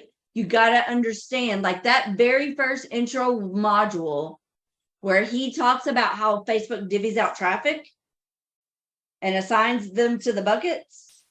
Immediately, I knew where I went wrong way back when. Because I was thinking that I wanted one thing, but what Facebook called traffic, what I called traffic, did not mean the same thing. Right. And so that's one of the important things about it. But if you're in a rural, like I'm in Central Florida, nobody around me hardly. Almost every business I check is not on social. It's just crazy to me. But they're paying a ton of money for billboards. Billboards is a very bad waste of money right now.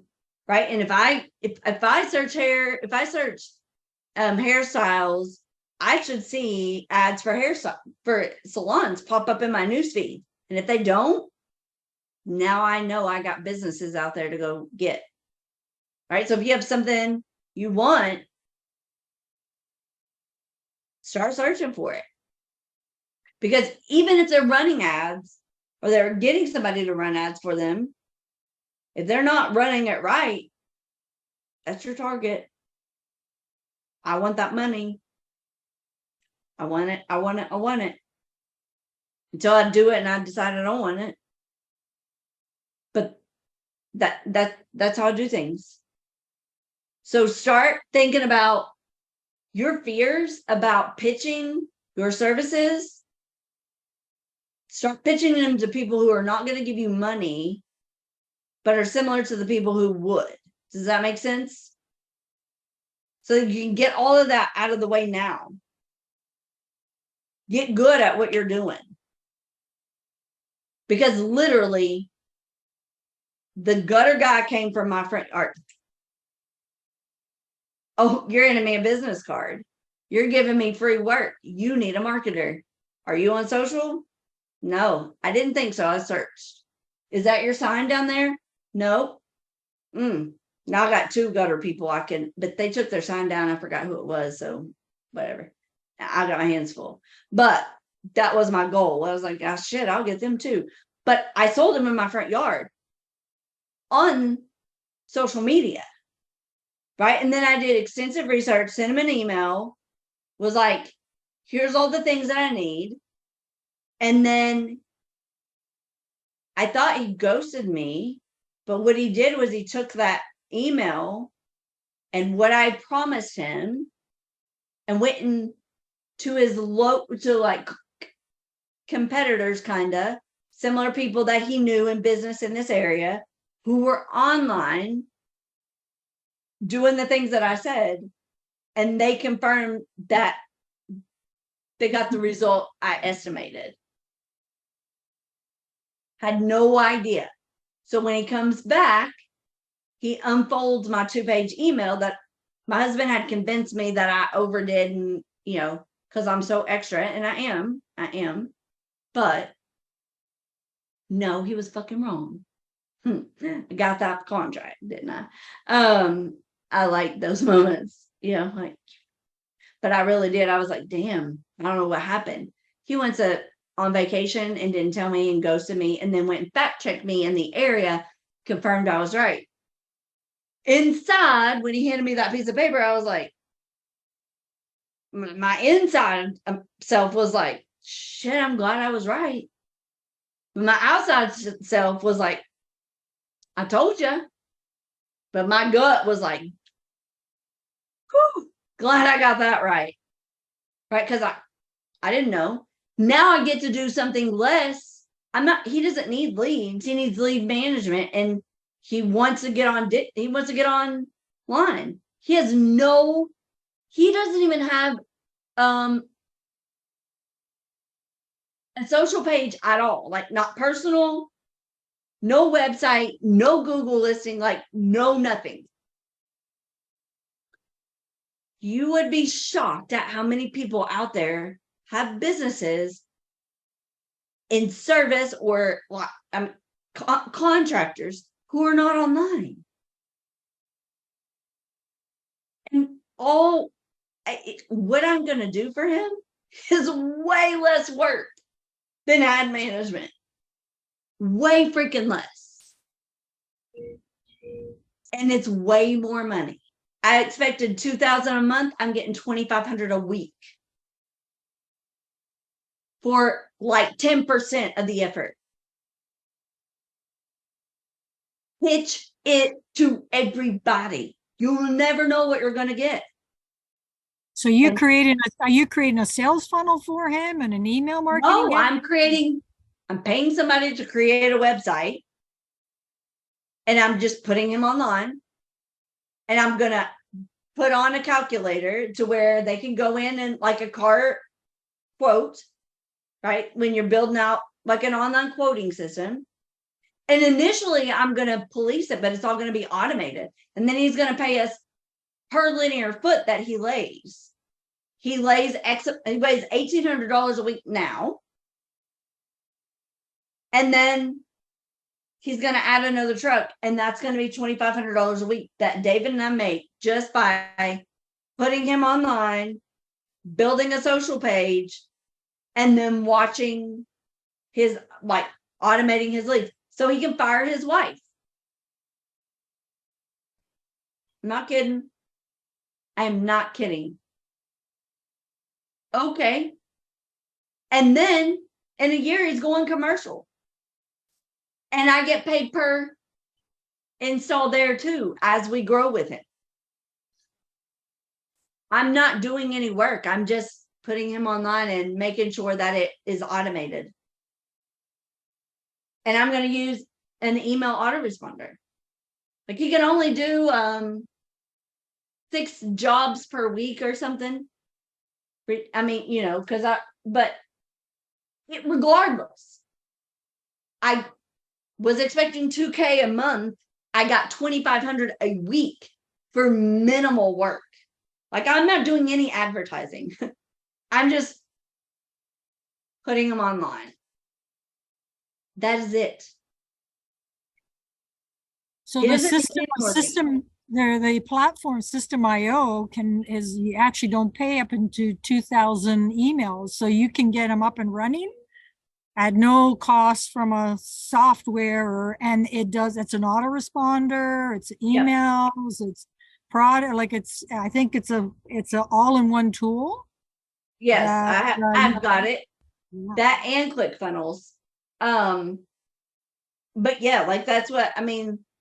He wants a quote, right? Like, so the people can come in, put in their linear square foot. It'll estimate automatically. Here's what I think the job will be. It'll link to like a calendar, you know, so that they can see when their appointments are. If they like the quote and they want the appointment, they schedule the appointment, pay a $200 deposit, secures it. Then he makes the phone call and goes out there, does the job, and they pay the rest. I mean, no lead, no landing page, no lead generation, no advertising, no nothing. I'm like, okay, sure. And it 20, okay. Okay. And if I go to 5 million a year, will you go with me? Fuck yes, I will. Yeah, I will. I'll follow you straight to the top. I mean, I got my hands in all kinds of shit. But I got people on stack. So I know when I get to the point that I got more than I can handle and I need somebody to quit their job, I know who's going to quit their job and come work for me, and I'll replace that paycheck. Right? Like I know I got a plan for that. And all of those things. You don't have to be me. David would never be me. Like I sent him over the edge, but he doesn't have to do it. Right? He's figured me out now. But that's what I do. So, but you don't have to do everything. You just decide what you want to do. What services you want. And I would start with this. Management ad performance template. Right? Like go over this and start breaking this down and compare agencies in your area, decide what you want to do. And if you were an affiliate marketer, I just recently learned this, or a network marketer, listen to me. The difference between adlabs and what we teach you and affiliate marketing with paid advertising and network marketing with paid advertising is affiliates, you are generating ads to earn a commission to a product. You're sending paid traffic to a specific product in hopes to earn a commission. That is not what we do here. We are professional marketers that work exclusively with a business to apply our skills to increase their revenue. Do you see the difference? Right? Like we're not. Amanda, What? I'm sorry, can I ask you a quick question, please? Because it seems like you're getting advertising clients from all different genres. I mean, do you recommend that for us? I mean, I kind of like the idea of doing the creatives for one and then duplicating in different areas. So you don't have to answer tonight, but I'm kind of interested in what you guys' thoughts are. Huh? I think you should do whatever you're comfortable with, Okay. right? Like, again, I want to hit $1 billion before I die. Because I was poor Right, and no, never I thought that hear was ya. even a thing, right? So But it seems like your brain is, as much as I was in network marketing and stuff, I kind of, I don't necessarily, I'm not a geek and I don't have that kind of brain. So I feel like if I go to attack different niches or different genre, like different types of businesses, and then have to do that research for so much, it might be very overwhelming for me at the beginning. So, and also I'm just kind of curious when we're going to learn how to find those people that are looking for us too. I'm eager to find that out as well. I don't know what that means. Well, how are we going to locate these small businesses that are looking for us? Oh, well, Are we going to put an ad at the out end of on- this coaching, when we get through Uh-huh. this, I mean, if we can get through this in 12 weeks and you guys can build out a marketing campaign and like we're comfortable that you can do this. Because when client acquisition means that I'm going to somebody and saying, Rachel knows how to run marketing campaigns on social media. And I'm not going to do that unless you know how to do that. No, I understand, but if you do, but if I want to do that, say I want to do that tomorrow. You can do it today. Yeah. You could just, I'm not going to say. I guess I'm asking the semantics of it though, the specifics. Do we put an ad out saying social media, whatever? Is that how it's done or? That's what Melissa did. Okay. Cool. I built a marketing page. I was doing some organic posting.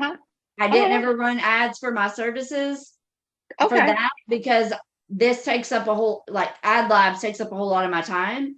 And I didn't have people trained and ready to go. And my fear was if I got a big influx of people, I don't want to mess it up. Right. Now, understood. Yeah. My daughter-in-law is moving down here this week. I'll probably generate some ads as soon as I know that she can manage the clerical side of things. Right. I need somebody to program in my campaigns into Meta. So when I know she can do that, and I don't have to worry about that part, I just have to generate marketing campaign, like the strategies, that sort of thing. Fine. I'm going to flip my ads on and pull in people until I'm done. Gotcha. Unless I have my hands full with this $1 million account, but at some point I will do that. Well, thank you for the feedback. I appreciate it. Yeah. Now, Dave, I want him to do lead gen, right? David is not a campaign manager. That's not what he's designed to do. He is, somebody said the other day, he's a paramedic, right? Like, come up 15 minutes, dump them off on somebody else, right? Like that is his nature. He is not going to go through this he'll tell you he would like it, but he only likes it because he knows he doesn't have to manage it. That he has a wife that is a nerd and will eat this shit up. That's why he loves it. David is a lead gen person. So, and he's an e-com person. So I'm trying to get him to learn and run lead gen and e-com so I can see that work. So I can teach it better and also make money off of it. But we're married, but he would never do the things that I do. I would be bored with lead generation, right? Like it's not enticing enough for me. I would be like, oh, now what? Because I want to be challenged and I'm an adrenaline junkie, right? I want to feel like I'm failing all the time. That's apparently what I've learned. Like, I don't know, maybe it was my traumatic childhood. I'm not really sure, but for some reason I like to set myself up and make sure I don't fail, but I like to put myself in that stressful situation. And I like numbers and I like graphs and I like turning shit on. And one of my favorite things is pushing a button over here and knowing that it's working over here without actually seeing what's going on. David, I used to watch my Google Analytics. I knew when he was on TikTok Live because my Google Analytics, my website shit started changing. Right? Like I could tell just by looking at something unrelated to any of it what was going on. I love that shit. I love it. I love it. I love it. And I mean, I like numbers and I like data, but I have a creative side too. And I like people. I like to break down psychology. I read psychology textbooks for fun. I am a huge nerd. My husband walks in and goes and walks out, just like you've seen him do 5 different times. This is how our working relationship is. I'm in one section, he's in another. He walks in, gets overwhelmed by looking at me, walks out and moves on. Gets something in, dumps it in my lap. That's how it works. Sometimes it gets cussed out. I'd say 25% of the time. Sometimes I just do it because I can. But that's how we operate. So do what is comfortable with you. That's why I said go through the services and see what you want to do. If you don't want to do it, don't do it. Do not commit yourself to something you hate, because you're going to be miserable, and that defeats the whole purpose of building a business to make you happy. So don't do that part. Right? I never wanted to be an affiliate marketer. I did it because I knew it was my gateway in to the big leagues, right? Like it was my path. I hate organic marketing. Fucking hate it. I do it now because, well, Rick gave me a gift and I promised him, and I'm in a different position, and now this is my product, so it's a different thing. I still don't freaking like it, right? Like I bitch about it every day. I'm like, why am I doing this when we could be doing this? I'm still going to do it. I'm going to bitch about it though, right? Because I'm good at it, but I don't like it. And I don't like you, David's a content creator, right? I drip feed in my shit to him and he pushes it out there and it works for us. If it wasn't that type of arrangement, neither of us would have been as successful, but it works. But if I had to do affiliate marketing, I would, no. Hey, Amanda. Yes, sir. In the spirit of, like you were saying, you're going to get this done. I might not know how to do this, but I'm going to get this done. Is there any suggestions for feeling like, I'm just in a sea of information and I got to grab and start somewhere? Follow the course. It doesn't make sense now, but as you start to stack it, you will understand why you're doing it.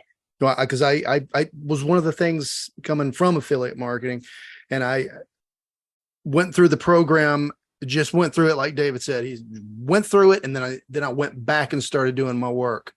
And that's what I'm doing now, dissecting, and it is completely different than anything over in the affiliate program sphere, but it's but man, I feel like the ship's gone down and there's just all kind of nuggets floating around. And I just, what is this? You know, it does do. Which is why, this is why you have to use it. You have to apply it to appreciate what it is, right?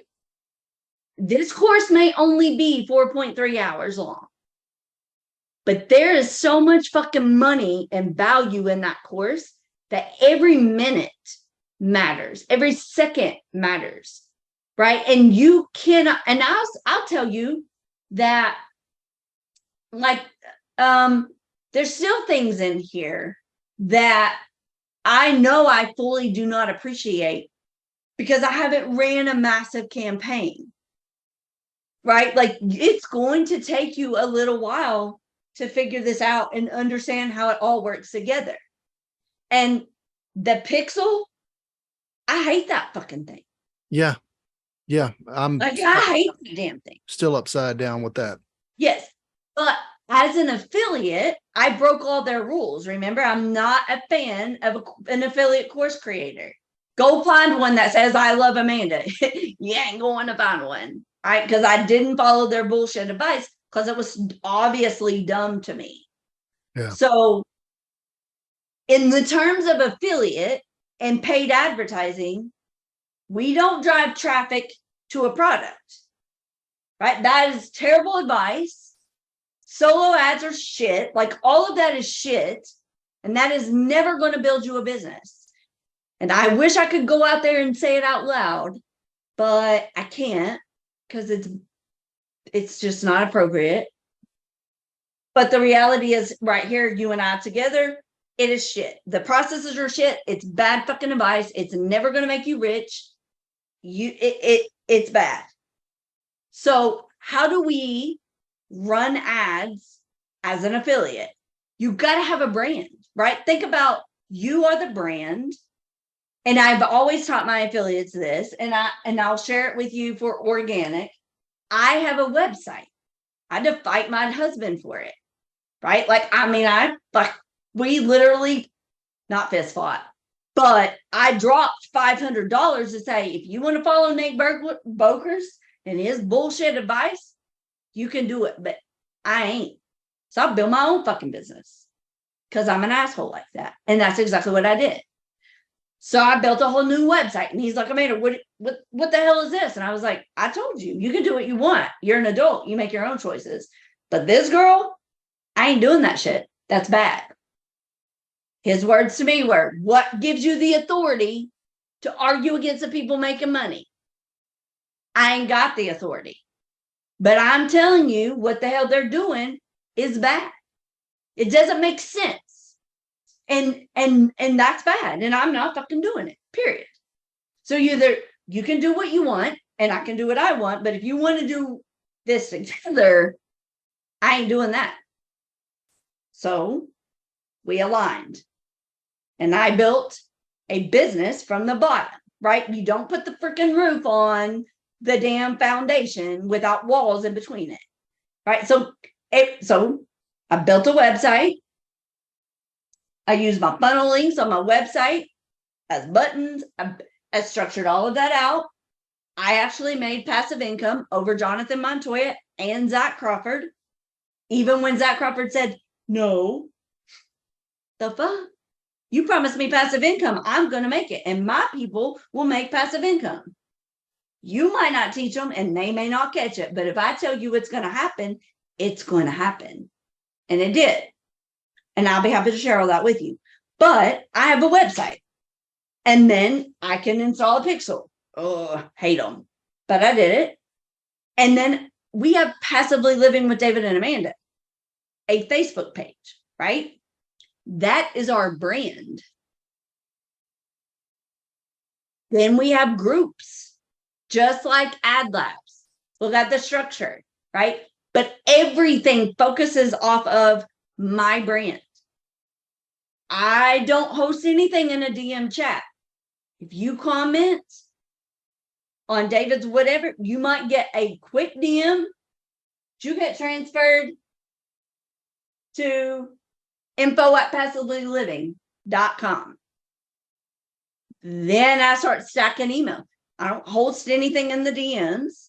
I'm building my email list, but I'm driving everything back to my website because why would I?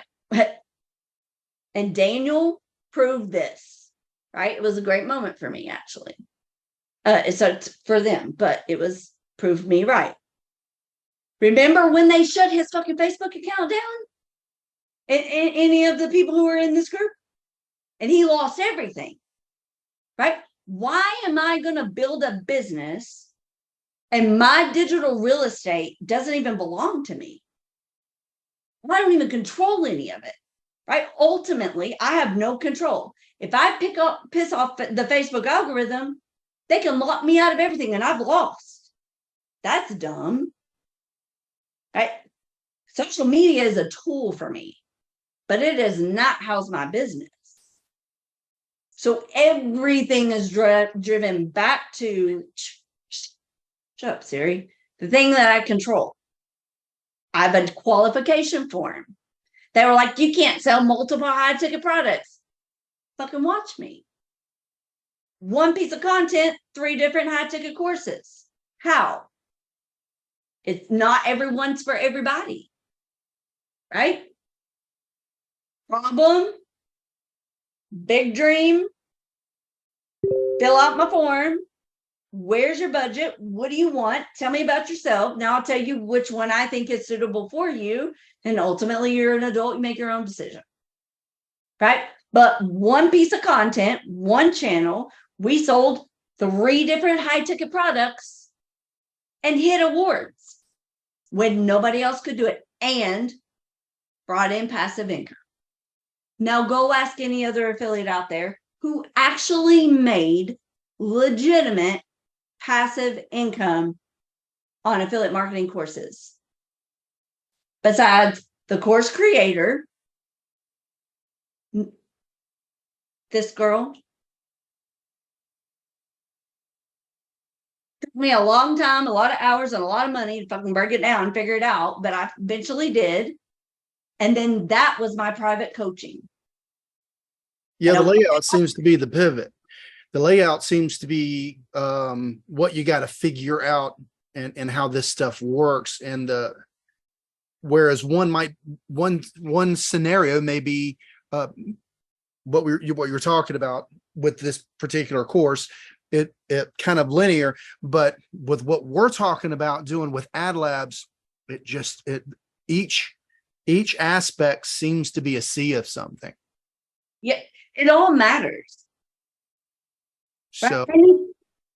Yeah, but you cannot appreciate it, Timothy, until you work it. But you just can't.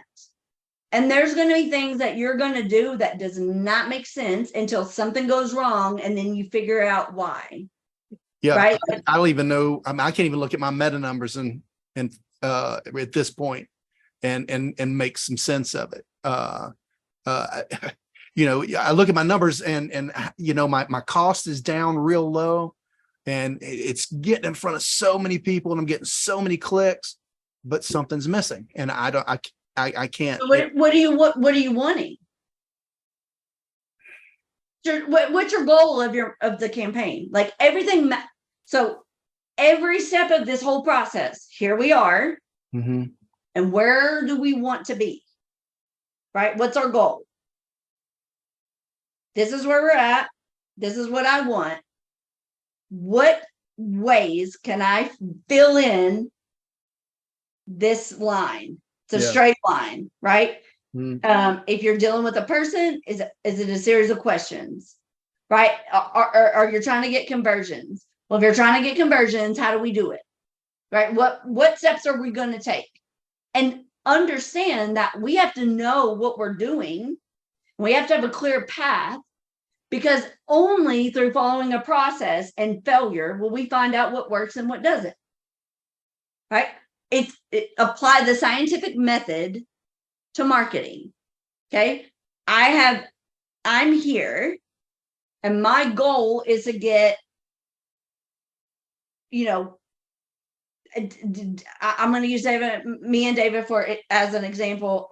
I converted Jonathan with David at 60% from cold traffic. Not immediately, right? But hell, the first 6 months, I refunded everything we made.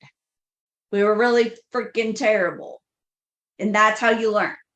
So here I am. Here's what I want. How do I get there? Right?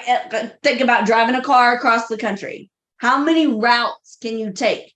What if you hit a road and the bridge is broke and the bridge is down? You got to go a different route. Everything in life is like this. So how many different ways can I achieve the result? And monitor them. Track what you're doing. Okay, so I tried this. And if you're trying to make, okay, is your objectives group joins? If so, if you push an ad and you get a join, you've made your conversion, right? Like you've hit that goal. Now, what do I want to do? Because ultimately I need that conversion to turn into money, because we're doing this. I mean, it's fun, but we also need to make money. So now how do I make money? And then you make a plan. And if it doesn't work, and think about it, literally like a hypothesis. I want this result. I think if I do this thing, this will happen, and I test it. Does it work? Yes or no? What parts worked? What parts didn't? But you got to have a clear path. Here I am. Here's where I'm going. Here's the steps I'm taking to get there. At what point did I drop off? Right? When you're looking at a video funnel, when you go back and you look at that video funnel, you'll see 75% watched, 95% watched, like all of these watch times. Look at your short form content now organically. You'll watch if you and YouTube, 4 seconds it drops. What happened at 4 seconds? You lost your audience in a 7-second video, right? You all do this already anyway. So your graph, I put this out and I want to keep a video. I want to keep my viewers engaged 95% of my video. But if I drop them at 4%, 4 seconds, and I'm a 10-second video, I didn't achieve that result. So what happened at 4 seconds? How do I change that? Do I shorten it? I mean, but because I did something wrong to lose their interest, right? Attract their attention, get their interest, hit that desire. You may struggle at the desire. You may get the attention, you got their interest, you hit them with the conversation, it goes nowhere. Shit. Okay. So we're trying to qualify people. Well, once you have about 50 conversations that go nowhere, you're like, okay, I'm attracting the wrong audience. I'm never going to convert these people. I'm going to a pool of people who got no money, because you got to make sure that they have a problem that your product is a solution for, or your service or whatever, and they can afford your price, right? Because never has anybody ever said, nope, I don't want adlabs. They can't afford it. And if you're in my beta group, you know I've been bitching about sending me broke ass leads. You don't go to the government cheese line trying to sell a damn Lamborghini with somebody who's buying food on food stamps. Right? Like, no, not shaming food stamps, not shaming Lamborghinis, but you cannot buy a Lamborghini with food stamps.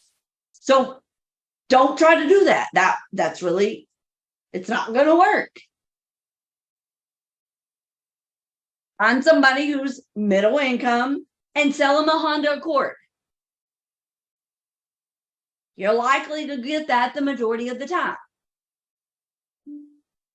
But when you have a bunch of shitty conversations with a bunch of broke people, you start to realize, like, okay, that person's broke. How can I tell that that person is broke? By looking at a profile. What things, and this is going to be applicable to organic and targeting, right? Start looking at a profile and try to identify from the surface how much money they have.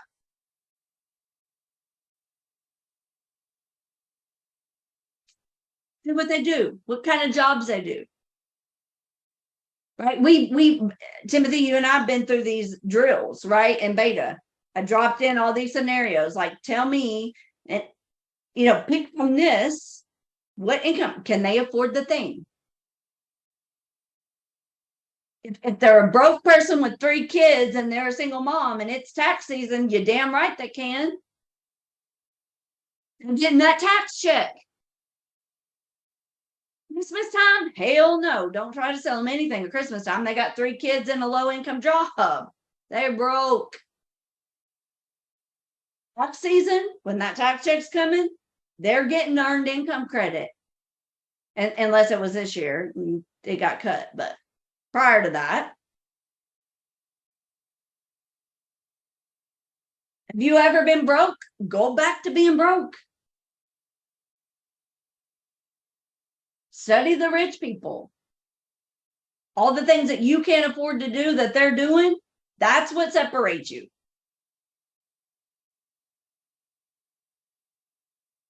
And then have conversations.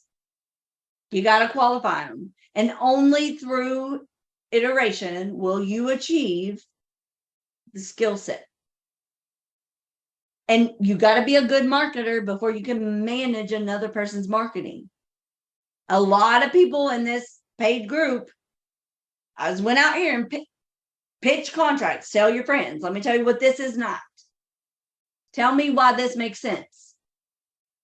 If you do not know what the hell you're doing and you go pitch a contract and you're asking me simple questions like tech, or you think Amanda's going to build out your campaign and let you get paid for it? Nah. I'll answer some questions, but I am not going to do all the work and then let you reap the reward for life. Does that make sense? No, it doesn't. Right? We got to have some fundamental skills, and that's why we got to get checked off. I was confident that I was going to fuck something up, but I could figure it out and I would not fail because I know me, that I will not sleep until I make that $1 million account work. And I'll run 75 devices asking all kinds of different questions to get the result that I want. Not everybody's going to do that. My husband wouldn't do that. He almost passed out when I took $1 million contract with nothing to fall back on. Literally. But I knew I'd figure it out. I don't fail. There is nothing in my life that I have set to accomplish that I have not done so. But I'm not everybody. Right? You got to be resourceful. So don't let your friends go pitch a bunch of contracts and think I'm just going to do them for you. I'm not. I'll answer some educated questions, give you some guidance, but recruiting and onboarding means, hey, I got a person over here who can run your advertising. I'm going to help you get uploaded I'm going to help them conduct the interview. I'm not writing a marketing campaign. I'm attracting attention, getting interest, and giving you the contract, and you're doing the work. I'm not doing it for you. If you want me to do that for you, here's how we calculate that. Cost of the client per month times 12 times 5 times 20%. Do the math. That is the minimum that I will charge you to do that. Why? Because I'm going to put in all the work. You're going to watch it run. And that's $20 or $2,000 a month for the rest of your life, as long as you don't mess it up. Well, if I put in all the work, dude, I can hire somebody, the Filipino girl that they just offered me for $5 an hour to watch it work and collect the $2,000 a month for life. Like $2,000 a month times 5 years is $600,000. I mean, I'm nice, but I'm not fucking stupid, and I'm not giving people $500,000 for fun when I'm doing all the work. That's dumb. Do you understand? Does that make sense? Can I ask a question? Absolutely.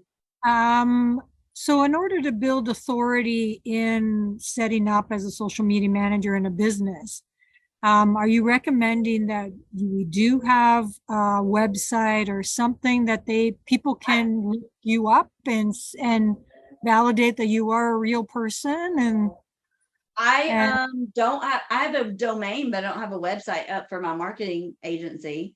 I've got the Facebook page, but I don't really use it. I went in there with confidence in myself.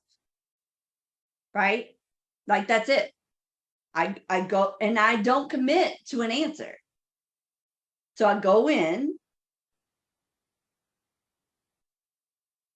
or I take a phone call with this. And I start asking this is how I got the $1 million account, asking questions that matched up that ebook and this. And it didn't make a lick of sense to me. It was all over the place. David ran away. I'm not even kidding. I literally was like shut down, walked out, and I just kept writing. And I would ask a question. He gave me some bullshit answer. He would never answer my question. I was like, ooh. But at the end of that 15 minutes, I had 2 notebook pages full of scribble. And then I tore them off and I said, I did, give me a day or so. Let me review this and see what I can do for you. Sat in my bedroom, closed my door, pulled those papers out, and started organizing my notes.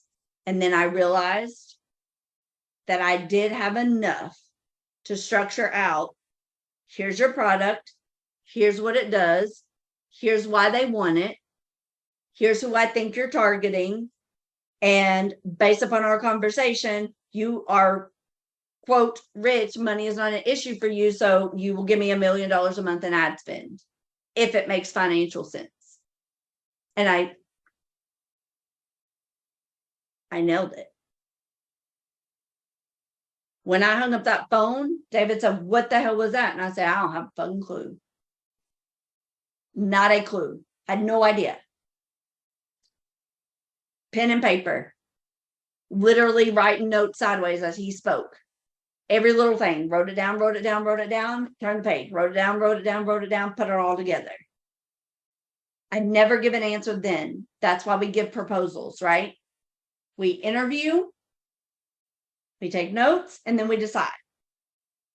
And then I come back, but I maintain the alpha relationship, and I appreciate it. So I had 2 hours to prep for that. I had this damn course for 1.5 weeks, maybe. I was 23% through. David said, what in the world are you doing? I said, he wants a call in 2 hours. I'm doing him a favor. Now he's on my time. At any point in this, if I get overwhelmed, I drop the call. I'm doing you a favor. I can default to whatever and end it and regroup. But at the end of the day, what have I lost? 0 things. I've gained everything. From that moment forward, even if I don't get it, I've pitched $1 million client, $1 million a month client. Now that experience is, I expect to fail.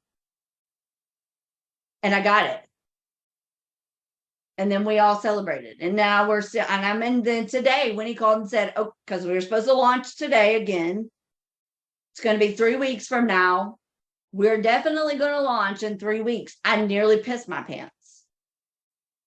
Am I scared? Oh, God, yes. I'm teaching you all what to do, but I'm playing with somebody's $1 million a month. Hell yeah, I'm scared. But I'm not a fool. And I know within 3 days that I'll get 5,000 impressions at that amount of money before 3 days. Right. So when I start putting that shit in, mass is going to be right here. I'm never going to leave. Matter of fact, I thought we may launch the first of last month when we were on vacation, when we were supposed to leave. And I was prepared to let all of that go if we did. Don't tell my husband. But if that account had a launch at that time, his ass would have been in Roatan by himself. Because I wouldn't have left this computer until I knew what I was doing was right. Thank God that didn't happen. But nonetheless, at the end of this month, you'll probably watch me about piss myself again. Because am I nervous? Hell yes, I am nervous. Very. I literally still don't have anything. Right? Like this man is a multi-millionaire. He is the CEO of the 3rd largest healthcare insurance company in the United States. He has a ton of freaking money. But he's also a normal person who walks around barefoot smoking weed every day. Okay? I grew up with those people. I can deal with that. Like rich people are just regular people. But today's like, if you think you can generate leads for my insurance company, now 3 weeks out of something, I ain't even got a damn website yet. I have no more information other than a damn animated video than I had on that scribbled piece of paper.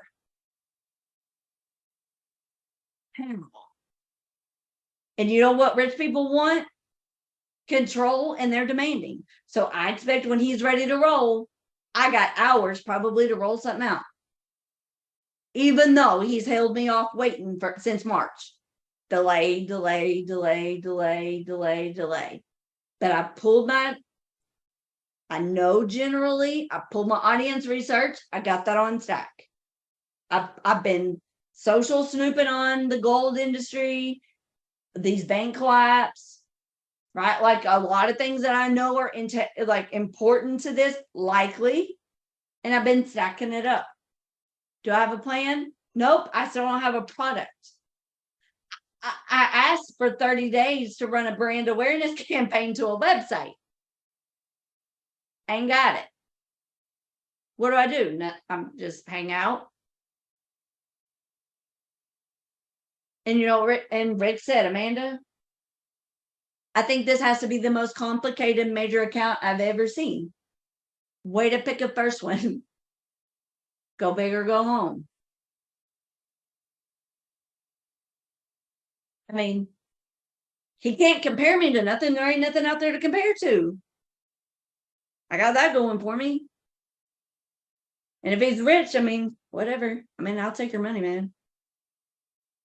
But that's what we do.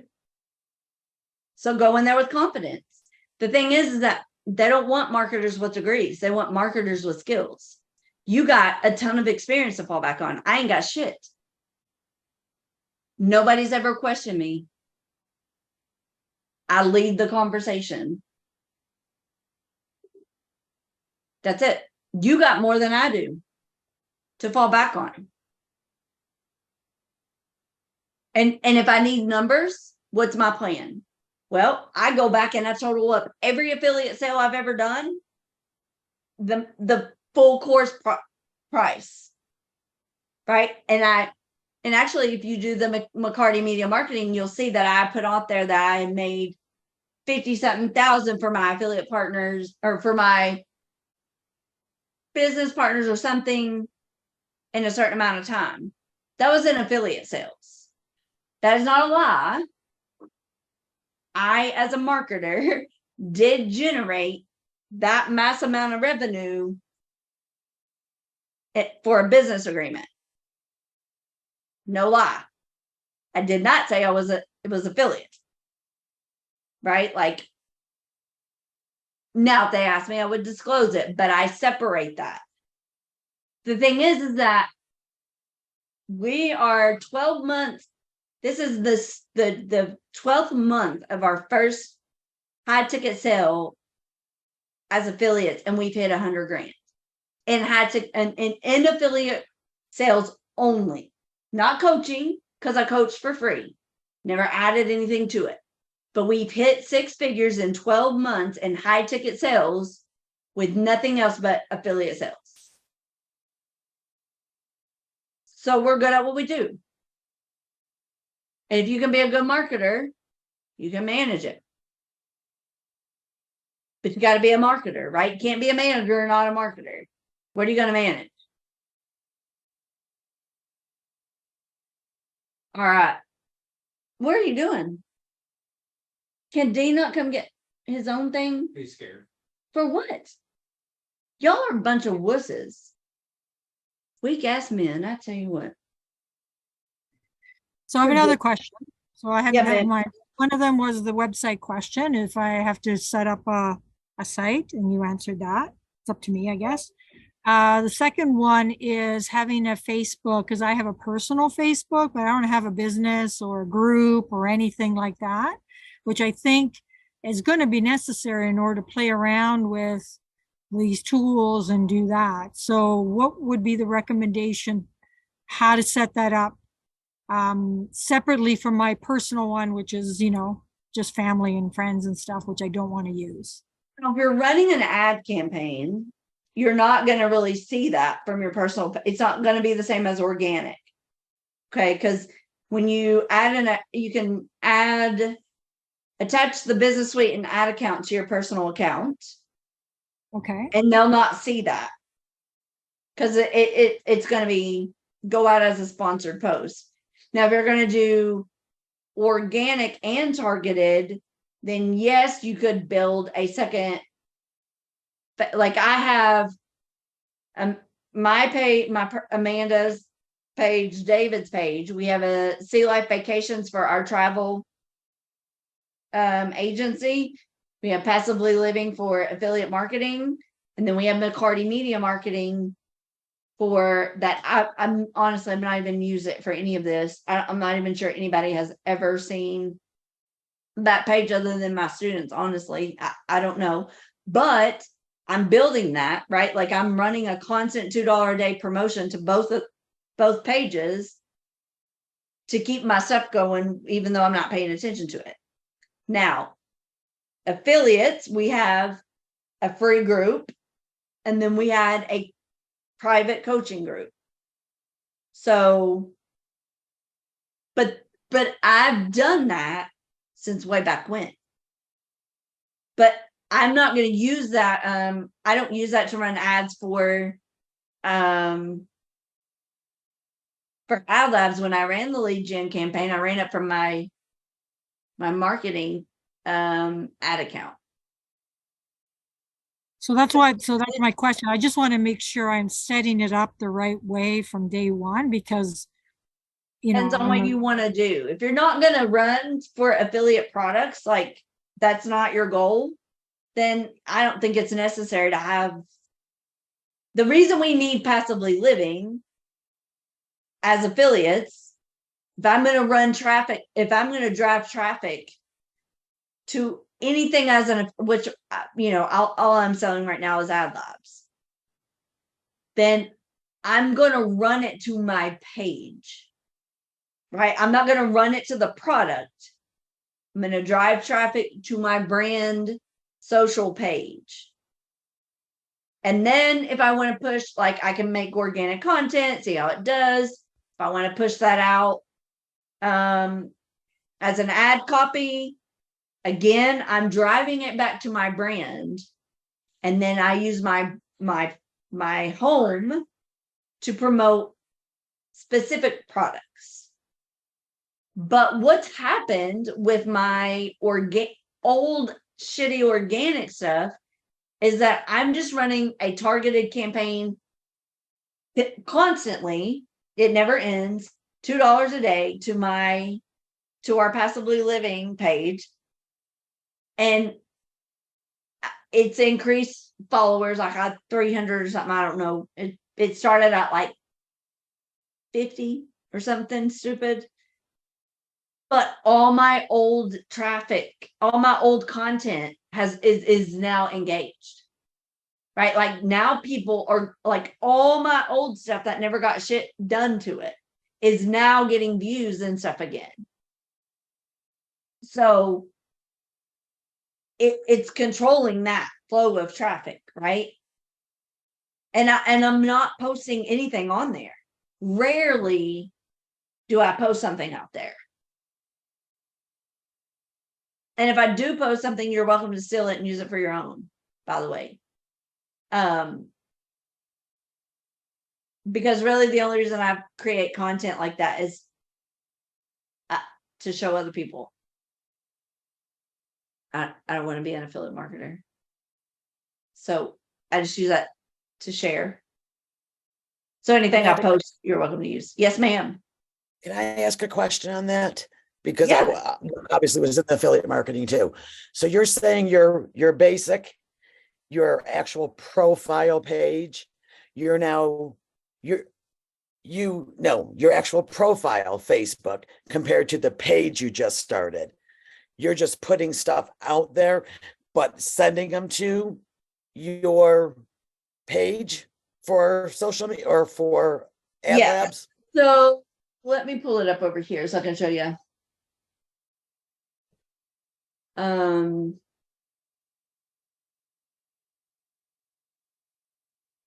Because I do want to do affiliate marketing, because I do that as well.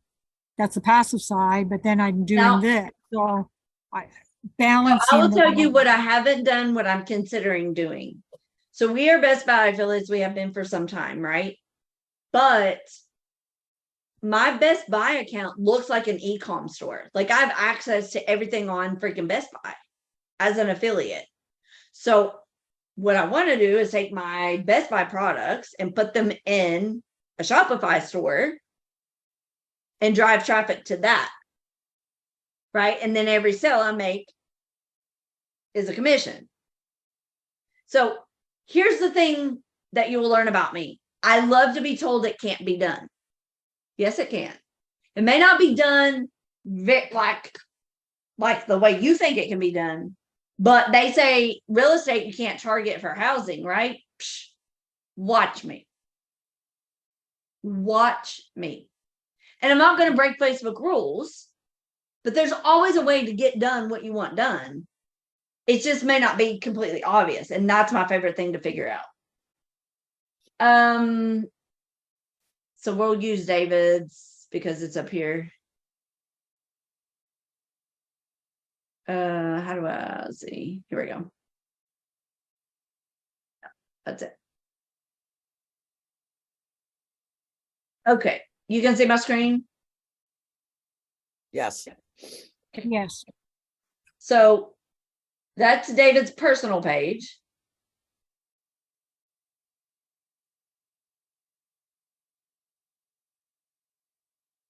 Yeah, like now I got 316 followers. So I run a targeted $2 a day, consistent, always, never stops, to this page. This is where I would run. This is where I post. Like here, I was bored, so I just made this to see what happened. Y'all are welcome to go use these and inspire. Redo it however you want to do it. I just was messing around. And so now I'll do some organic posts to see if I like it out here. Same thing with this. But I mean, I don't really run affiliate products here anymore. But if I was running, still doing affiliate promotions, again, I would make my affiliate promotions organically on this account. But I'm not targeting organic products. I mean, affiliate products with paid advertising. I'm driving targeted advertising back to my brand, which is this. And then if I want to be more specific, I can go to the groups.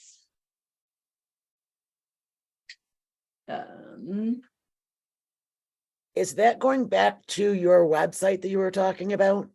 Yep. So Got it. this, the link in my bio is my website. It's all making sense. Thank you. Yep. And then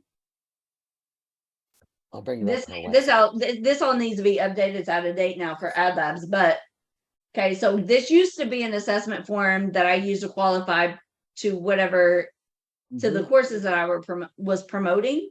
Now this is my adlabs pre-qualification form. Okay, I just switched it out. But how David utilizes this is on a live stream or on the phone or in text or whatever.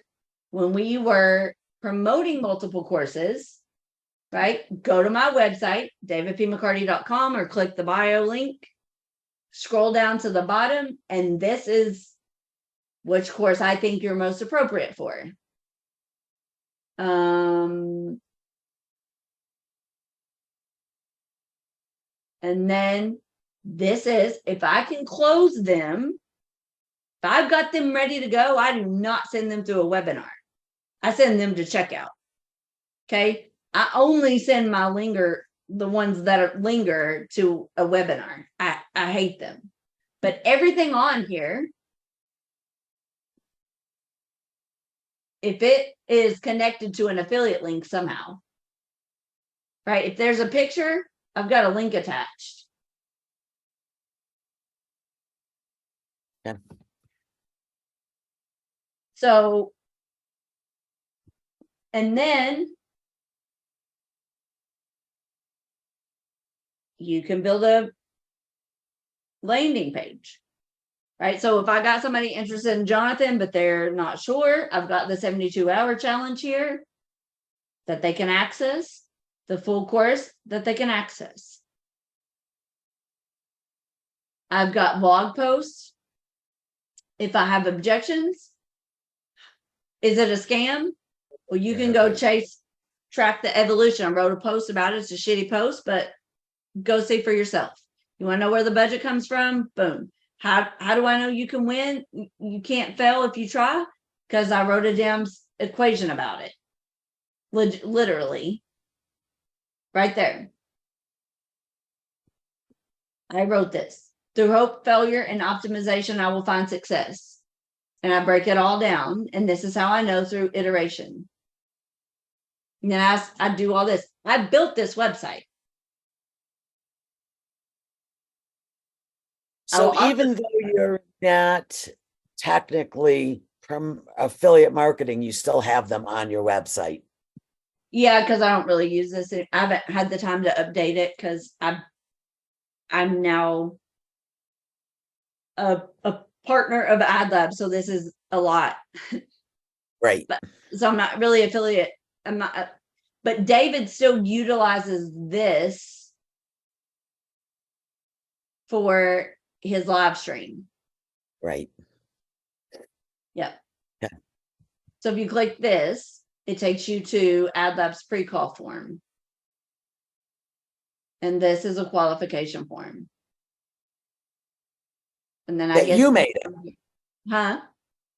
That you made up, correct? Correct. Yep. Okay. Yep. And then again, like everything's up there. So when David live streams, he does it from his phone.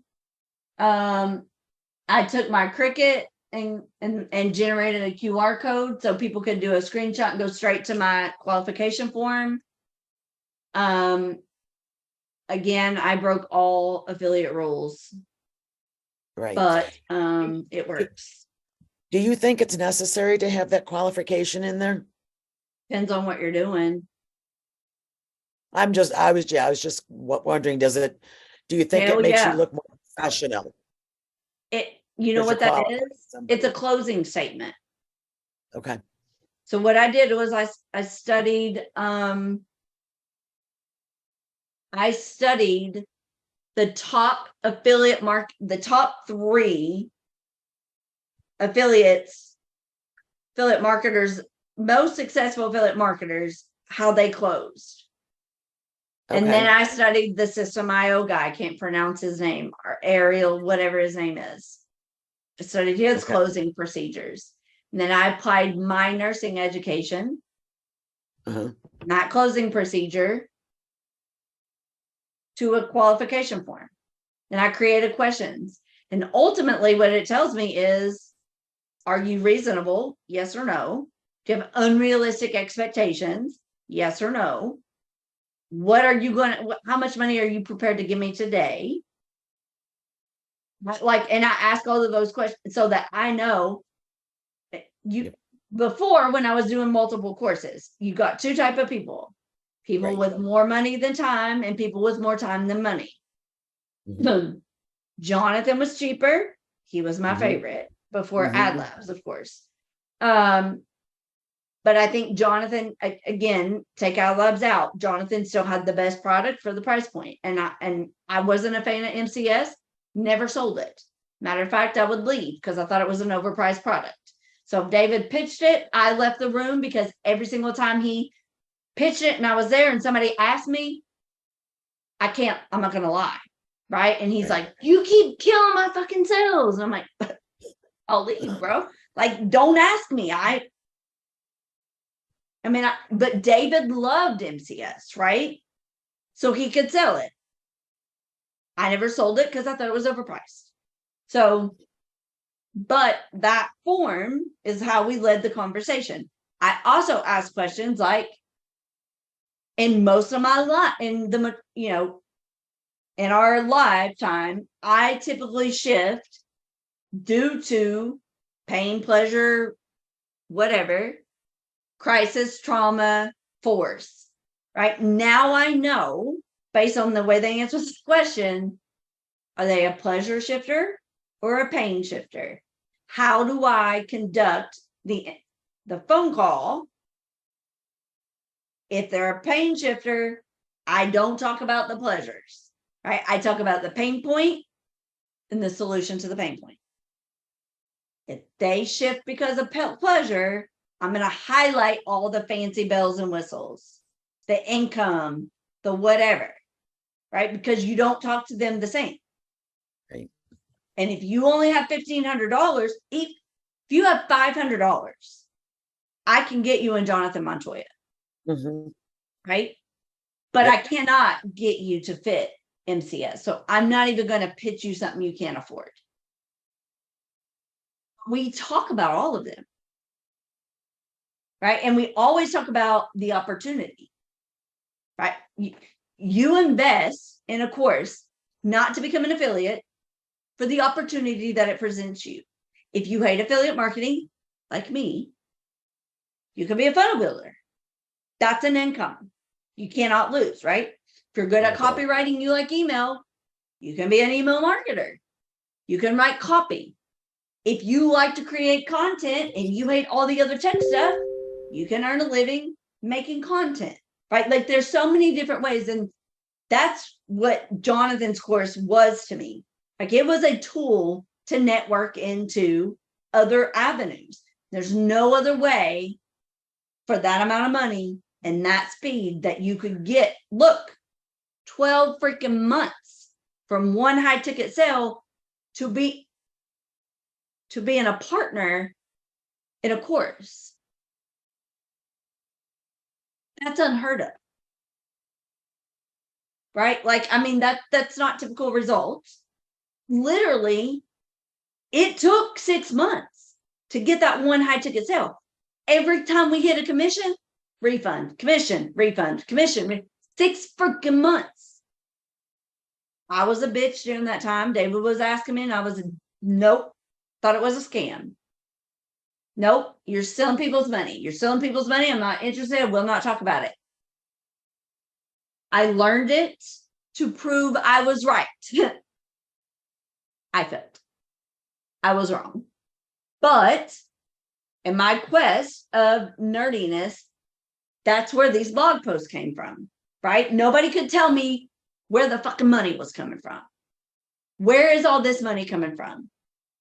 Well, I went back to 1,700 peddlers and I tracked marketing to present day affiliate marketing. And it's just a digital repurposing of traditional marketing that's been going on for years and years and years that started in 1700s with the peddlers.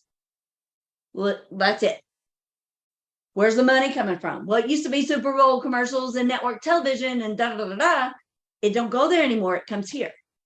Okay, now you start to make it make sense. I did. We don't get those objections anymore. Why? Because we make short form content.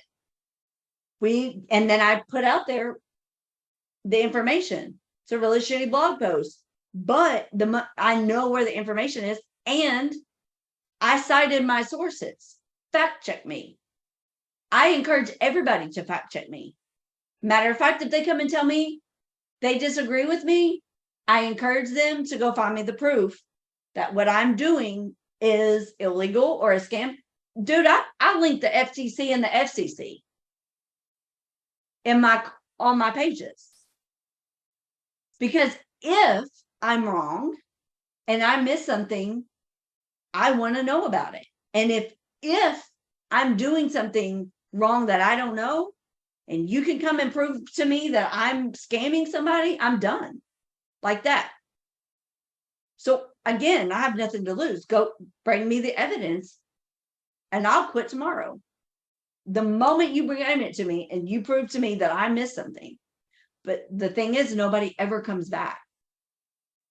And then it's not fun for them anymore. So we don't even hear that stuff anymore. But also, this is something that every affiliate marketing training course that I've been through is missing. You have to have certain information to get approved for these, for quality high ticket accounts that are not the course? Why do we promote the course? Well, because I tried to create my own business and go apply with no traffic, no nothing. It was all David's, remember? Because he started without me, and I couldn't get shit. I couldn't get approved for anything.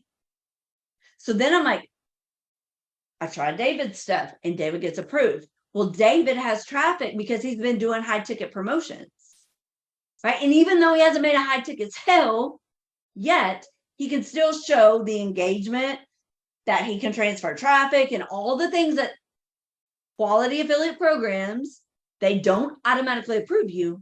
You have to apply. Well, that's a good thing because they appreciate what they're offering. And so you need that digital resume. But we are not locked into a course promotion, right? We're only doing that to develop marketing skills, show other affiliate accounts that we can do what we say we can do, and we can get approved, but we're not locked into this course forever. Never is the plan. And if you're my student, if you were ours and I coached you, and I started you at Jonathan Montoya, you don't fucking leave Jonathan Montoya until you sell it. I don't care if you offer me 10 grand for any other program. If you ask me whether or not I think you should leave that program, the answer is no. If you can't sell 1,500, try 7.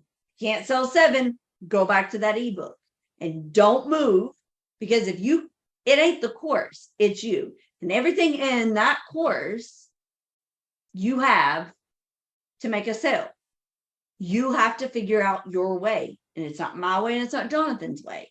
It's your own way. Because we're influencers and they're buying into you, not the product. They're buying into you and the outcome. And that's it. So I don't course hop my students. No. The only thing I've sold twice to somebody is when adlabs came out. And if you go back through all my content, you'll see the difference, because the moment I opened that course, I knew what the hell I was looking at. I've been trying to figure it out. No one else knew, but I was like, this is fucking gold. And also it gave me the authority that my husband asked if I had, finally, to argue my point that what they were teaching was bad. That was also gold to me. So I went out there and I blasted it like as loud as I freaking could. And I pissed a bunch of people off and I don't even care. Look at them now. Who's laughing now? They're still doing shitty things. And they know it. Karma will get up there. If it don't make sense, like there's other people out there, Timothy, clicks don't matter, right? Show me the money. You can click all damn day. I mean, I'll tell you, I got 300 something people on that Facebook page. I'm not promoting to it. I'm not converting anybody on that page. I'm not trying to, but I'm not pretending that I'm doing it either.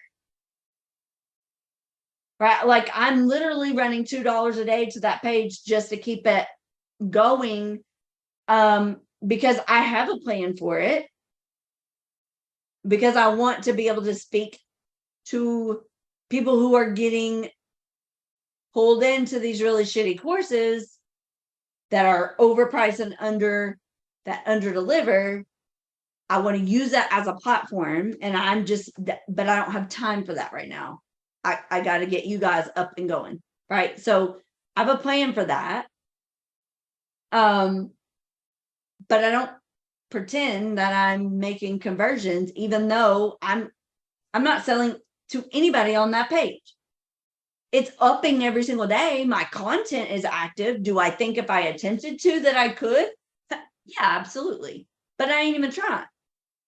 So I'm not going to pretend that I am. We make all of our conversions from David's TikTok. 1 or 2 or sometimes 3 a day. sometimes 3 an hour. We have sold 56 courses for adlabs, $56,000 in affiliate commissions we've made from adlabs. That's a lot. It's nice income. But that all comes from TikTok.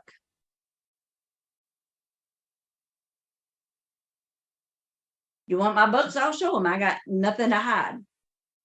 And I'll even teach you how to spot their lies in their graphs. Because they lie to you. That shiny object? Yeah. Bullshit. Watch the background of all those posts, guys. And here's the thing. You want to make affiliate promotions for AdLabs? Educate those people. Quit letting them get screwed over. Don't go. Nathan Bokers is a scam artist, a criminal. I can go on, right? I don't think highly of him, nor does he me. And that's okay. But I don't go out there in public and spout out my true opinion about him. I told it to him in writing. He knows how I feel. We're not even connected anymore. He likes David. David's more tame than his little wife. Don't really like her that much. That's fine. But I'm real good at speaking to those pain points, like Timothy. Timothy was my target. I never called Timothy and said, Timothy, I want you in AdLabs. But I made specific content that spoke specifically to him because I coached him before. And then I told him later, you're here because I wanted you here on purpose. Because I made content I knew would get you here. I didn't bash Wealth Warriors. I didn't bash Nate. I didn't bash Daniel. And I didn't call Timothy and say, hey, follow me over here. I made content I knew he couldn't resist reading. And I knew he would message me and say, Bob, ask me questions. And that's exactly what happened. I'll educate people. I will educate you, identify it, go educate the people. Don't go say they're pieces of shit. Don't go say Amanda said they're pieces of shit. They will believe you because they know how I feel about them. Please don't do that. But speak on the problem and offer to educate. That's all you got to do. That's it. You'll make affiliate sales all day long. Because people have questions and they can't answer. Also, I'll give you this. I made this too. It's a freaking questionnaire. You're not sure if your program's a scam? Take this to the course creator. You should be able to check the majority of these boxes. If you can't check a box, ask them to answer why. And if they refuse, there's your answer. And then, if you're still unhappy, go ask students who have been in the program for a long time, the people who haven't gotten results that have been in there for 6 months. If it's a good course and the result is of the student's own doing and not the course creator, that student will always speak highly because they know, like, does every single one of my students have course results? Nope. Do they know why? Yes. Is it my fault because I dropped them? No. I only dropped one person. Actually, I banned her for life.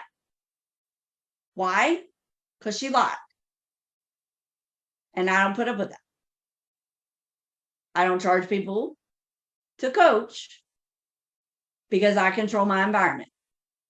You don't act right, go to the people who teach you not to act right. But that is not me, and I will call you out in a hot second. One person. So I'll give you this too. I'll tell you the truth. I am on a mission to shut every one of them fuckers down. Rick will tell you. Emmett will tell you. Not by bashing or exposing the obvious truth and making myself look like an ass. By educating you guys, teaching you, letting you get results that speak for themselves, and giving you the opportunity to educate others. Is it quick? No. Because I got to break a lot of bad habits. But it's the right way to do it. And I will do it. Because I was a poor kid. I lived in poverty a long time. And it is not okay to take that kind of money from people who trusted you to build a business. I do not agree.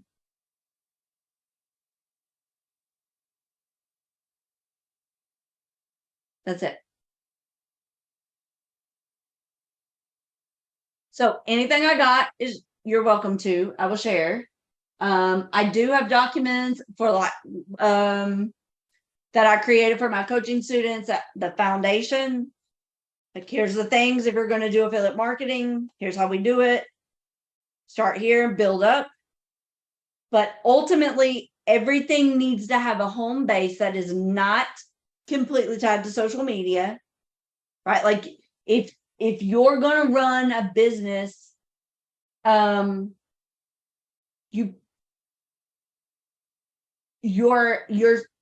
your digital real estate, you need to control, right? Like if you're not an agent, like an agency, it depends on how big you're going to be. Like I know at some point I've got to utilize that website. Right now, I'm not going to use it because I don't have any case studies to put out there, and it's going to be blank, and it's going to make me look bad if they have access to it. And I don't have time to mess with it. But at some point, yes. But like, we don't drive enough. I installed that Pixel just to see what it was like, and it's a pain in the ass. I hate it. But I'm not really driving traffic to my website. But if you were, that's how you prevent ad fatigue. You refresh every 30 days from your Pixel and your website visitors if you're driving traffic back to that, right? And then somebody in the paid group, Kyle Weaver, I think maybe, was asking about, like, he was struggling with getting something approved. Well, you cannot take a ClickFunnels link, a funnel link, straight to an ad.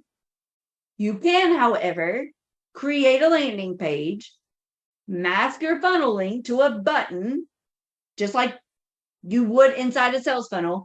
A sales funnel is a website with that the menu is controlled. You just can't go flipping through it. It is the exact same thing. So we put the link to the funnel on a button on the website on a landing page, and we drive the traffic to the landing page. When that landing page pops up, there's our affiliate products. Their funnel is hidden behind a button. I don't pay for ClickFunnels to run a ClickFunnels account. I'm not paying $97 a month. I do pay it to teach from, but I don't run a funnel. Why am I going to pay $97 a month for a freaking opt-in page? That opt-in page, bridge page, whatever, it's just $97 a month for you to say, you're going through Jonathan's funnel. I send you to Jonathan's funnel and tell you on the phone. Save myself $100 a month. That's dumb. And Jonathan's got enough ClickFunnels revenue. Shit. That's the hardest one to get. That is a hard one. All of these little things are very strategic. At least Jonathan gives you an option to, like, put yourself in front of him. Nobody else does. But $97 for an opt-in bridge video to send you to a funnel that you have an affiliate link to send that. And you can just be like, hey, I'm going to send you to Jonathan's funnel. Save yourself $97. And everybody feels all fancy because I got that funnel. But if you cut out your part, it's their funnel. It's Zach's funnel. It's EIE's funnel. It's Jonathan's funnel. Dumb. Oh, I got to pay $60 a month to run GetResponse? No, I don't. I got Gmail. Shit. Send their asses back there. That info at Passively Living, I got it auto forwarded. Every email goes to my Gmail account. Mine and David's. I don't even open that domain email, but I'm stacking those addresses, creating an email list. I'm just not paying a bunch of money every month for it. I don't send out email auto marketing. It doesn't convert for me. Your sales pitch and your automation is only as good as this. And if your process is shit, it's going to be shit automated. Get it right first. I mean, so you don't need all those fancy tools. What do you need out of it? That's it. Don't drop traffic to a product. Drive traffic to your brand, whether it's your website or your social page, and then put your products inside the foundation of your brand. That's it. Don't go say make Can I money ask a online. Go about it differently. Right? Like go ask Chief. You want to do one of those, I would tell you, don't you ever say paid ads, because paid ads training will tell them that you're commission hero. And I just found out what the fuck commission hero was about, and I am not okay with that. I don't even know that guy, but I don't like him, and now he's on my radar because he is teaching people a lot of bad things. So I'm out to shut him down too. I spent 4 hours today trying to figure out how to say commission hero without saying commission hero, and I got it. And there'll be a live training coming out on it. It'll be that bake solo ads versus adlabs, something to that nature. But it's going to come out. Yeah, that guy's a joke. I'm not sure if I'm more disappointed in the people who gave him a bunch of money and keep doing stupid things, or the fact that he's I'm not really sure. It's crazy to me, but whatever. If you say paid ads training, they're going to think we're that guy. We're not that guy. Do not say that word.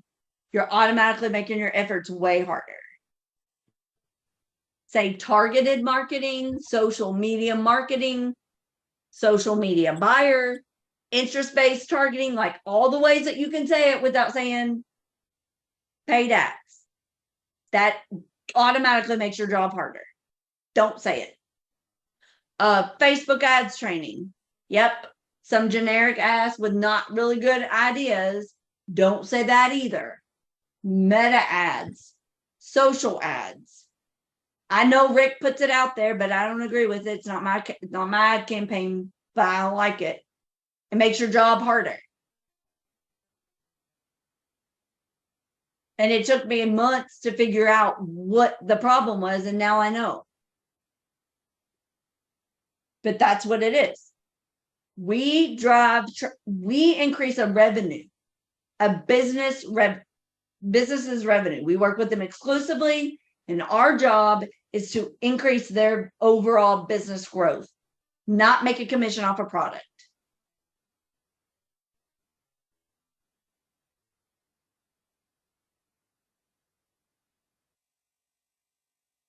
Solo ad creates its own competition. I'm like that damn thing Jonathan's doing right now. It's thoroughly disappointed in him for doing that. I'm like, what? Why? Why are you doing that? You were clean up until this. Now what? My opinion, I mean, I still like Jonathan as a person, but really, that's terrible. You got a bunch, and I bought the thing just to see what it was about, and I was like, oh my God, this is so stupid. couldn't describe in detail, but now I understand. Email list, sell it to somebody else. The same damn list. You got the person on top is always winning. And then Phillips program. I don't know shit about it, never been in it, but it's not gonna last. Do the math. Add his numbers. It does not compute. There's only so many people in the world. You cannot have hundreds of sales every single day. You would sell the entire world. Now, does that make sense? No. No, idiot. And oh, you got 800 clicks? We'll do shit. Who cares? Show me the damn money. I promise you, I ran a lead gen campaign with no structure. I got 40 of them and I lost every single one of them because I had nothing. That was just like 2 months ago. 800? Please. Bring it. Let me see. Show me the money. You want, and I could track my clicks on my website. Every link, David P. McCarty, tracked to the millisecond. IP address, numerous times. I get it all. I know it's bull. And watch what they blur out. It's all a lie. That's not okay. It is not okay.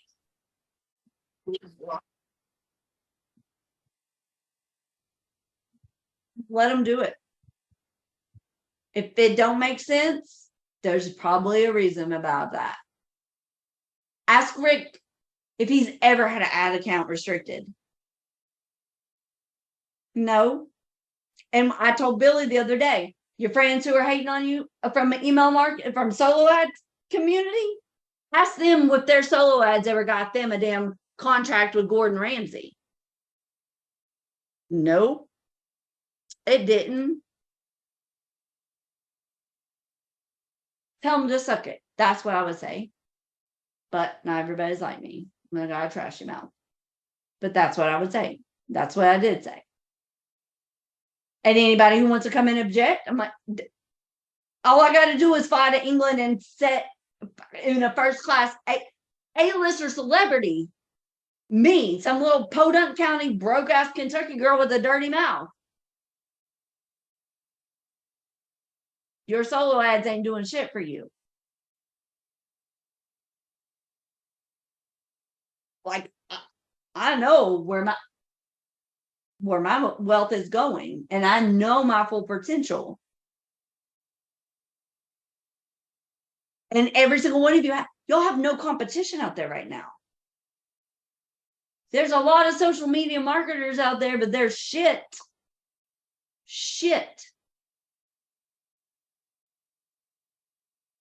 Do a good job. I mean, we're gonna have a hell of a team.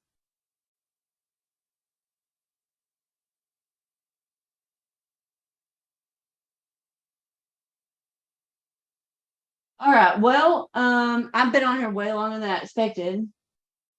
And I probably should go to sleep because I got to get up again tomorrow. But I took 40 milligrams of melatonin last night and I never felt asleep.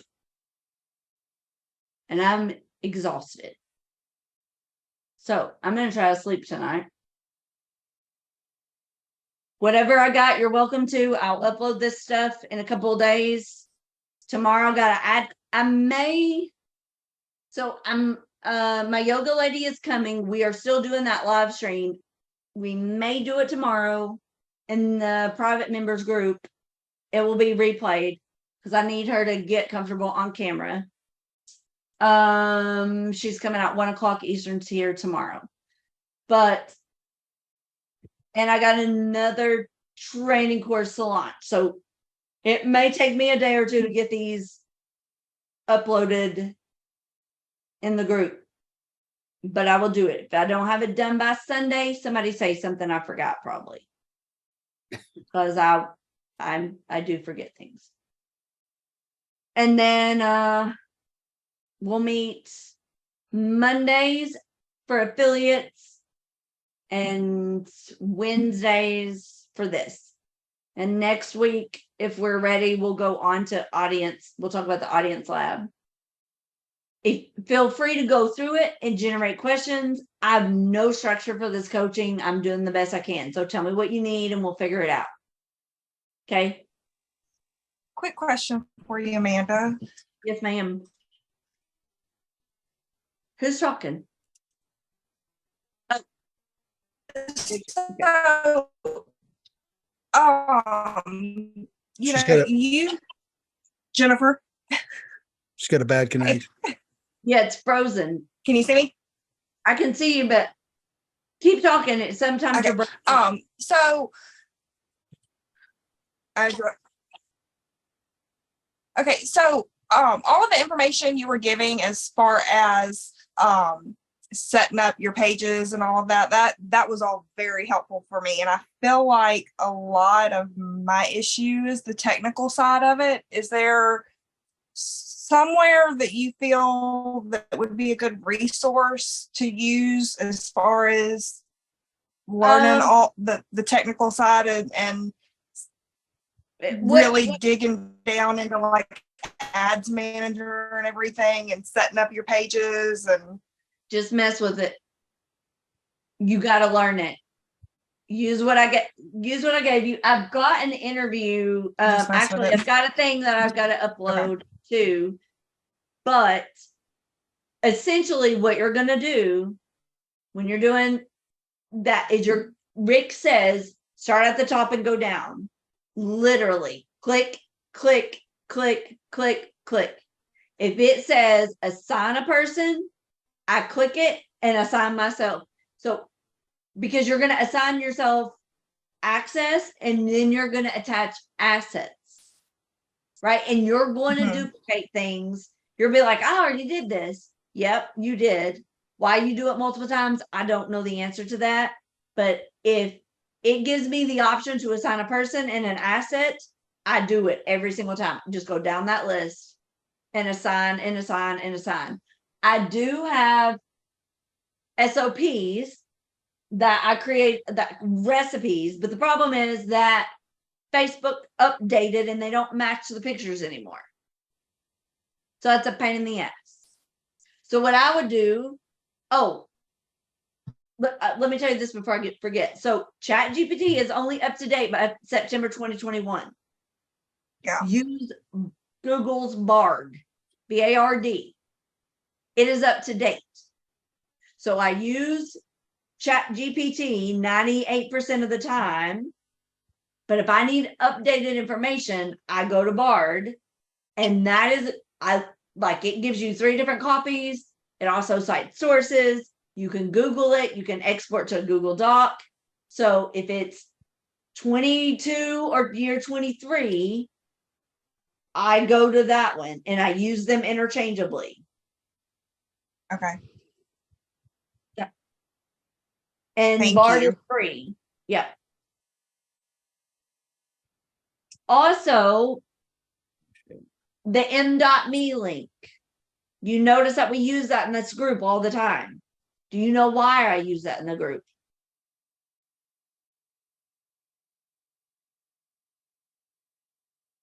I do not. It gets me out of the message request folder. So I go drop a message, hello, and then I go drop a comment and say, hey, m.me/ads with Amanda. When they click on ads, that link, it opens up the message I sent them automatically. So they don't have to go searching through the message request folder. They click right on my message. I'll give that out to other affiliate courses. Let them figure it out on their own.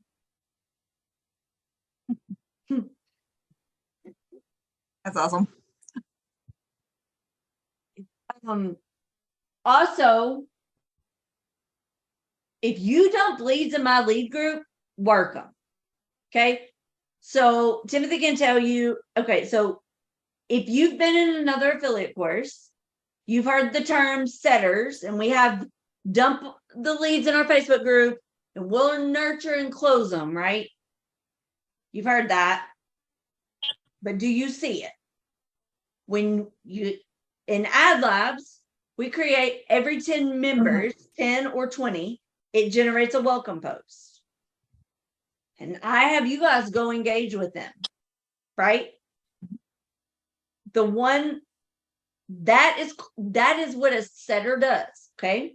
You should be able to see this, in my opinion, and you should be able to work your own leads because you're learning how to close and how to market, right? So if you put a lead in the group and it's in the welcome post, pick it up. That's your lead. Work it. I don't care. But when you see us doing those things, that is nurturing. And ultimately what we're doing is trying to get them into a conversation in the DM to get them to fill out a qualification form and book a sales call, or learn that they're not qualified for the product. That is setting, nurturing, closing. That is the process. And you all will learn it at some point in time as we go through these processes. But that is what that is. And that is what everybody should be able to visualize. If you cannot see somebody engaging with those posts, that doesn't make sense to me. And the best way to keep your lead is to claim them on the group join. Because then everybody can see they're attached to you. And if you build that relationship in that group, they won't jump affiliates. That's how everybody got like lead poaching. No, you have people who didn't know how to market and what took really bad advice because they didn't know any better. They dumped leads, and never went and built a relationship with them. They didn't even know who they were really. And then you had some people in a group who wanted to play the hero and make all these connections. And then now this person, remember the mint, right? You gave me so much free stuff. Now I go to the course creator and say, I want to buy your program, but I want to buy it through that affiliate because they gave me a bunch of free stuff. Not in my group, you won't. Get your ass to that welcome post and claim your lead and work them. If you don't want to do it and you lose them, that's on you. But we don't reassign leads. Right? Like we just don't. And I'm not working a lead for 6 months. How many days do I work a lead, Timothy? 3. If I don't close you in 3 days, call me when you're ready. I ain't got time for that. 3. You're either in and close or you don't get my time. I'll make content and deal with that later. When you're ready, you call me. I also don't say, I messaged you unless it's in that initial post. I want them to message me. Why? That's a commitment. That's an action taker. That's somebody I can work with. I set the stage from immediately. If I do a call to action and they comment, I'm interested, message me. And I wait. Message me. And I wait. If you don't message me, you're not interested. I am not chasing you down. I have not got time for that. Or the patience. And I am not a beggar. If you don't want it, somebody else does. I can sell it all day. Your money is no better than anybody else's, right? My goal is to make sales to people who want to change their lives. If you're playing games with me in the beginning, I'm not a game player. I'm going to cuss you out at some point. We are not going to be friends. So we might as well cut it here. You are not my person. Move on. And I know, Jennifer, you came from us. We did not hound you to make a sale. We didn't call you and say, hey, you sure don't want it? You want it? You want it? You want it? No, you either want it or you don't. If it's for you or it's not. You can't afford it now. Call me when you're ready. I'm here, whatever. I'll give you whatever attention you want, but no games, right? And I'm not like hounding to sell my product. No, y'all like gave me space because financially I wasn't ready. But then when I became financially ready, then I was like, hey, I'm Right. ready. You know. Yep. And that's how we do. I mean, literally, we generated more leads than we could deal with on TikTok. We could not follow up with it. So if you didn't close, you know, like we gave you everything you needed to close. It's on you to make your decision, not me. Never is it my decision. I give you everything you need and then you process it. When you're ready, you're ready. If I think you're being foolish, you know what I do? I make content to hurt your feelings.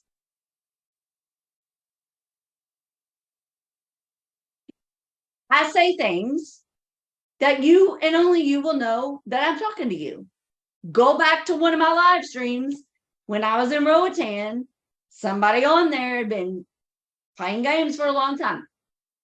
You want it, you got the money to buy it, but you don't.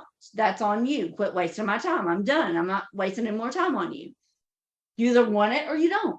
And he said, call me a little bitch without calling me a little bitch. That's my toxic trait. You said it out loud, not me.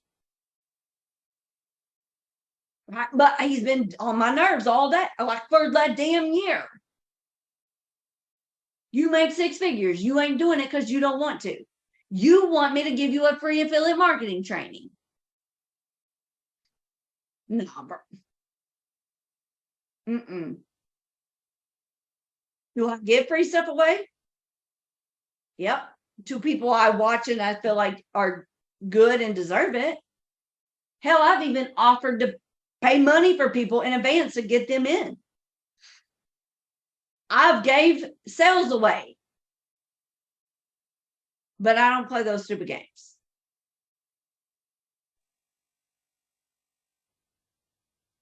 But that's what I do. Is I make content to make people feel like shit without calling them out by name. And you can do it. Just pay attention. Makes you a better marketer. Hey, Amanda. Yes, sir. Hey, this is Billy. You mind if I share something real quick? Hell no. Share away. Appreciate it. I'll make it quick because I know we've been It's on for okay. a I'm while. gonna close my blind so my neighbors aren't in here looking at me. Go ahead. So this was kind of to Timothy's question here earlier about the data. So I've been doing affiliate marketing for a while, and I first wanted to make a campaign, and the objective for me was lead gen. So I have the ad going to a lead magnet, which is capturing emails, and then those emails get collected in my autoresponder where I'm going to send emails, right? So the numbers and the data for me that I'm looking at is, first of all, for me, in this objective, I'm looking for cost per lead. So I'm looking at the ads that are going to give me the cheapest cost per lead. And then after that, from there, I'm looking at capture page data, like how did that traffic, the conversion rate from traffic to opt-in rate. And then what's so cool about Facebook is they put, they have all this in the data sheet there when you're looking at your ads. So I just literally go and I'm looking for the cheapest cost per lead for me that gives me the best email capture rate conversions. So for you, for example, if I'm not mistaken, you mentioned that you were running ads to your affiliate link. And in terms of what data you would look at, that's kind of really hard to do, right? Because you're limited on the data that you can see without that pixel. So if I was going to send traffic to the adlabs affiliate link, I would probably get me a page and build a lander so that you could put that pixel on it and start tracking more of that data. That'll help you along the way. You use GetResponse, right, Timothy? I'm sorry, what did you ask me? Don't you have GetResponse? Yes and no. I'm in transitioning into this, and GetResponse was for something else, so it's on pause right now. But But you can build a landing page and install a pixel there. You used to be able to install a pixel on ClickFunnels, but you can't anymore. Gotcha. Billy, I will probably pick your brain on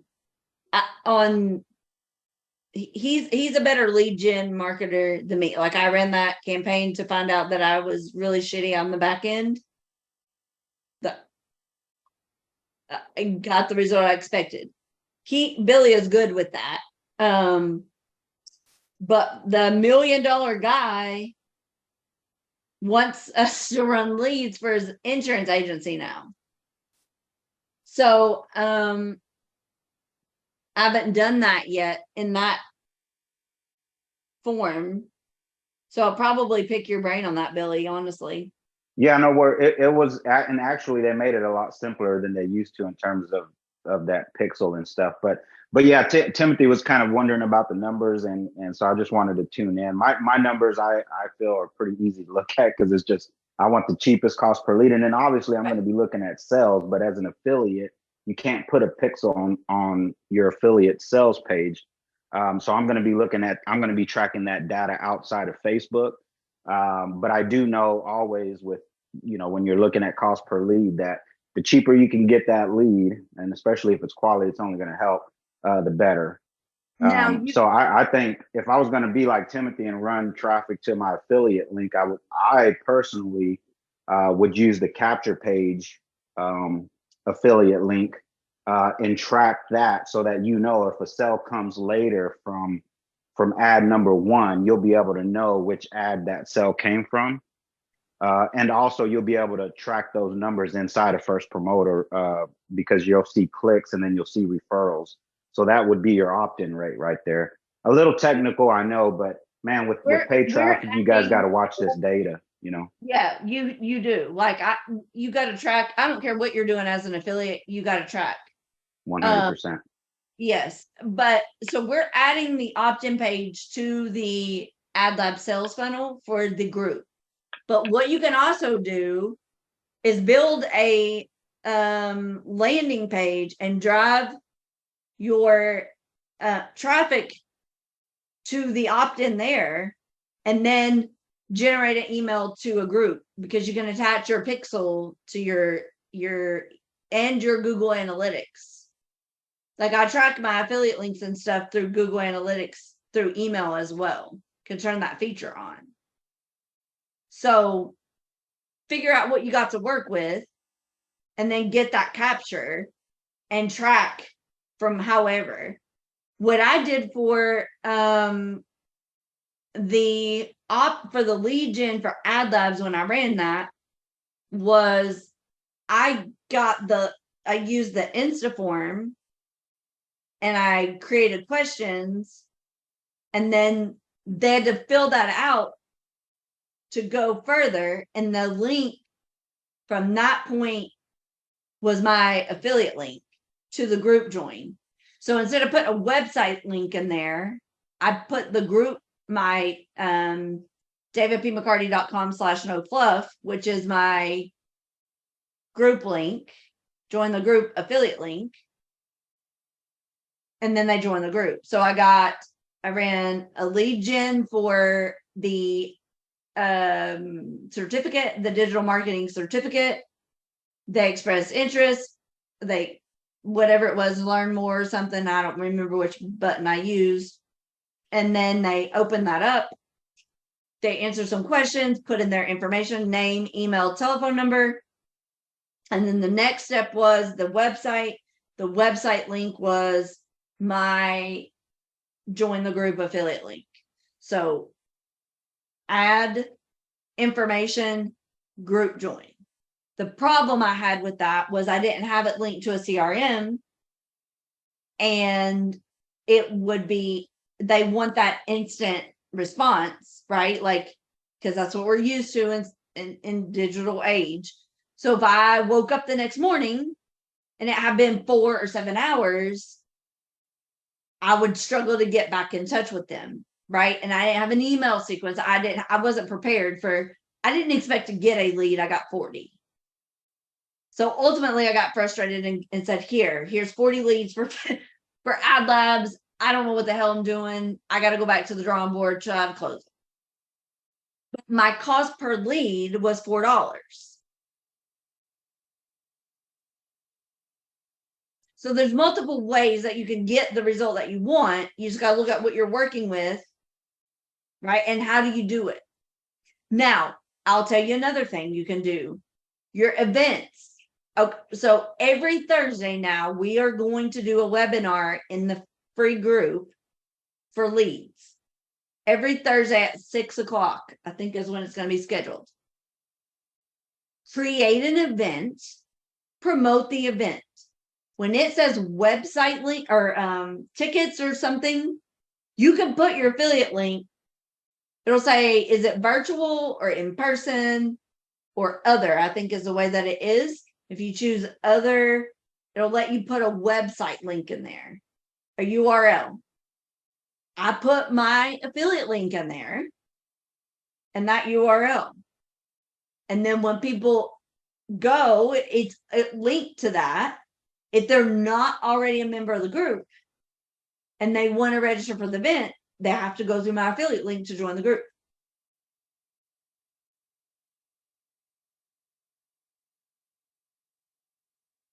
Thanks, both of you. Yeah, every event that we host, you should do that. You should create an event of your own and promote your affiliate link for it. It's an easy sell, right? Because we're going to start doing free trainings. And then every place you can utilize a URL, test to see if you can use your affiliate link. And if you've got a website or you're running a link to an affiliate product, create a landing page.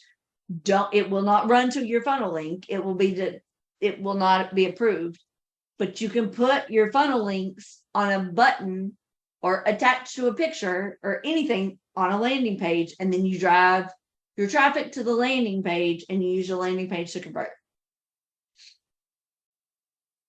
Does that make sense? Do Is we anybody have, doing that already? do we have our own affiliate link? I don't know if I have an affiliate link. You need to, Rose, go to the affiliate group, and in the featured section, you'll see a first promoter. That is our affiliate program. Okay. Register for it, and then you'll have affiliate links. Okay.